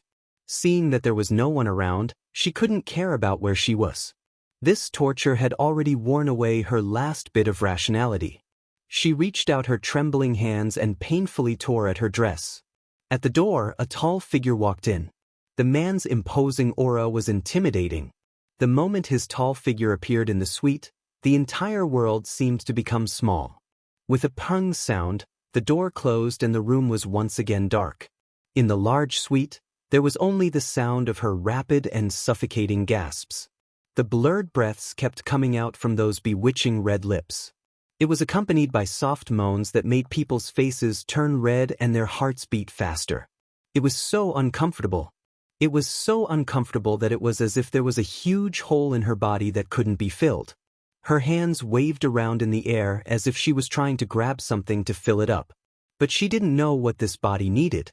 So empty, so empty. It was so empty that she felt like she was only left with an abyss. She reached out to touch her body and kept rubbing it. She wanted to stop that terrifying desire. But every time she touched it, her body would become numb and she couldn't control her excitement. Wuxia stepped through the darkness and slowly walked towards her. When he reached the bedside, he stood there and lowered his head. Under the retro light, the pure white blanket was wrapped around her waist. At this time, Xianxia's clothes were already disheveled. Her black shoulder strap had slipped off her round shoulders. Her face was strangely flushed, and her eyes were seductive. Her hands tore at her dress with great force, appearing to be in extreme pain. Wuxia looked at her coldly but didn't make a move. His gaze gradually turned cold. He never thought that they would meet again in this way. That man said that he bought her for 200,000? What? Could it be that the remuneration he paid 6 years ago was far from enough? So much so that she didn't hesitate to sell her body for this kind of thing? Or was it that she had been like this for the past few years? And he was just the beginning of her using his body? Since then, how many people had touched her body? Wuxia's lips curled up in mockery. His clear and cold eyes contained a bone-piercing coldness and a hint of disgust. He turned around and wanted to leave. However, behind him, Xianxia suddenly found the strength to sit up on the bed. She stretched out her arms recklessly and wrapped them tightly around his waist from behind, refusing to let go. "Don't go. I feel terrible. Save me." The man's body stiffened, and a fragrant and soft jade was stuck to his back. She greedily stuck her small face to his back, and the hands around his waist groped up and down without knowing the propriety. She gasped and murmured, "Don't go. Save me, help me." Wuxia could no longer take another step. He slowly turned around and Xianxia took the opportunity to throw herself into his arms. Her hands tightly wrapped around his shoulders, and her weak and delicate body softly stuck to his body. It was as if this could comfort the lust in his heart. Only then did he realize that her delicate body was boiling hot as if her skin was being burned. Chapter 50. He was slightly startled and looked up in surprise. He reached out to hold her chin and turned her face over. Lowering his head, Wuxia saw that her eyes were blurred and deep. There was something wrong. Just as he was lost in his thoughts, Xianxia clung onto his shoulders, leaned in, and eagerly kissed him on the lips. Wuxia narrowed his eyes and subconsciously tried to avoid her, but she hugged his neck tightly and did not let him avoid her. She broke into his mouth without any hesitation. She kissed him fiercely, but there was no technique. She was extremely inexperienced and even clumsy, and she was a little desperate. Just by relying on the raging desire in her body, she ravaged his cold, thin lips as if she was possessed. Her teeth nibbled on his lips, and the tip of her tongue invaded his lips and teased him randomly. Her hot breath burned his breath. Even so, this kiss, which had no skill to speak of, still teased his body to the point where it was hard to endure. Xianxia kissed him crazily. Her kiss slid all the way down to his moving Adam's apple. The tip of her tongue hooked and gently bit him. Wuxia's body suddenly stiffened, and a dangerous look faintly appeared in his eyes. But she was completely undecided. Her empty body was uncomfortably hot.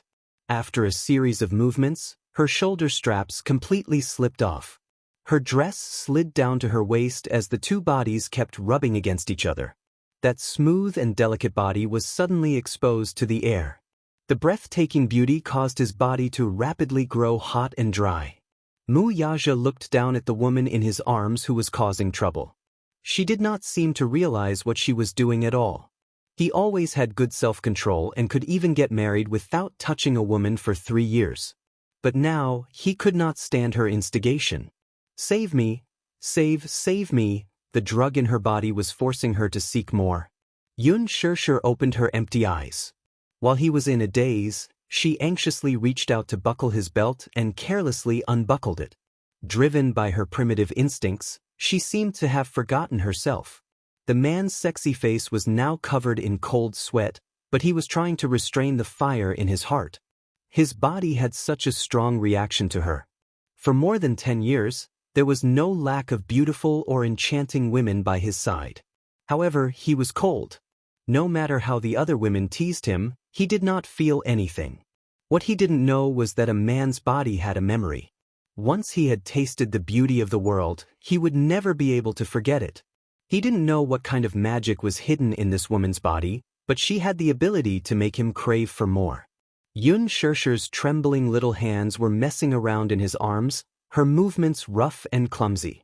She frowned slightly and followed her instincts, but in the end, she did not get the main point. Wuxia's throat tightened, and a numb feeling swept across his waist like an electric shock. This woman was deliberately forcing him to lose control. "Hot, so hot. Help me." Not knowing how to proceed, she kissed his thin lips with trembling hands, seeking his help. "Hurry up and save me. Can you save me? It's so uncomfortable." Xianxia straightened her body, her fair and beautiful arms slowly circling around his waist. Her breath, which smelled like orchids, brushed against his lips and completely destroyed his last bit of rationality. Wuxia raised his hand, and his 5 fingers suddenly threaded through her hair. His palm clasped the back of her neck, and her whole body was heavily pressed against him. He bit her lips fiercely, and his cold eyes focused on her face. "Remember, this is what you said.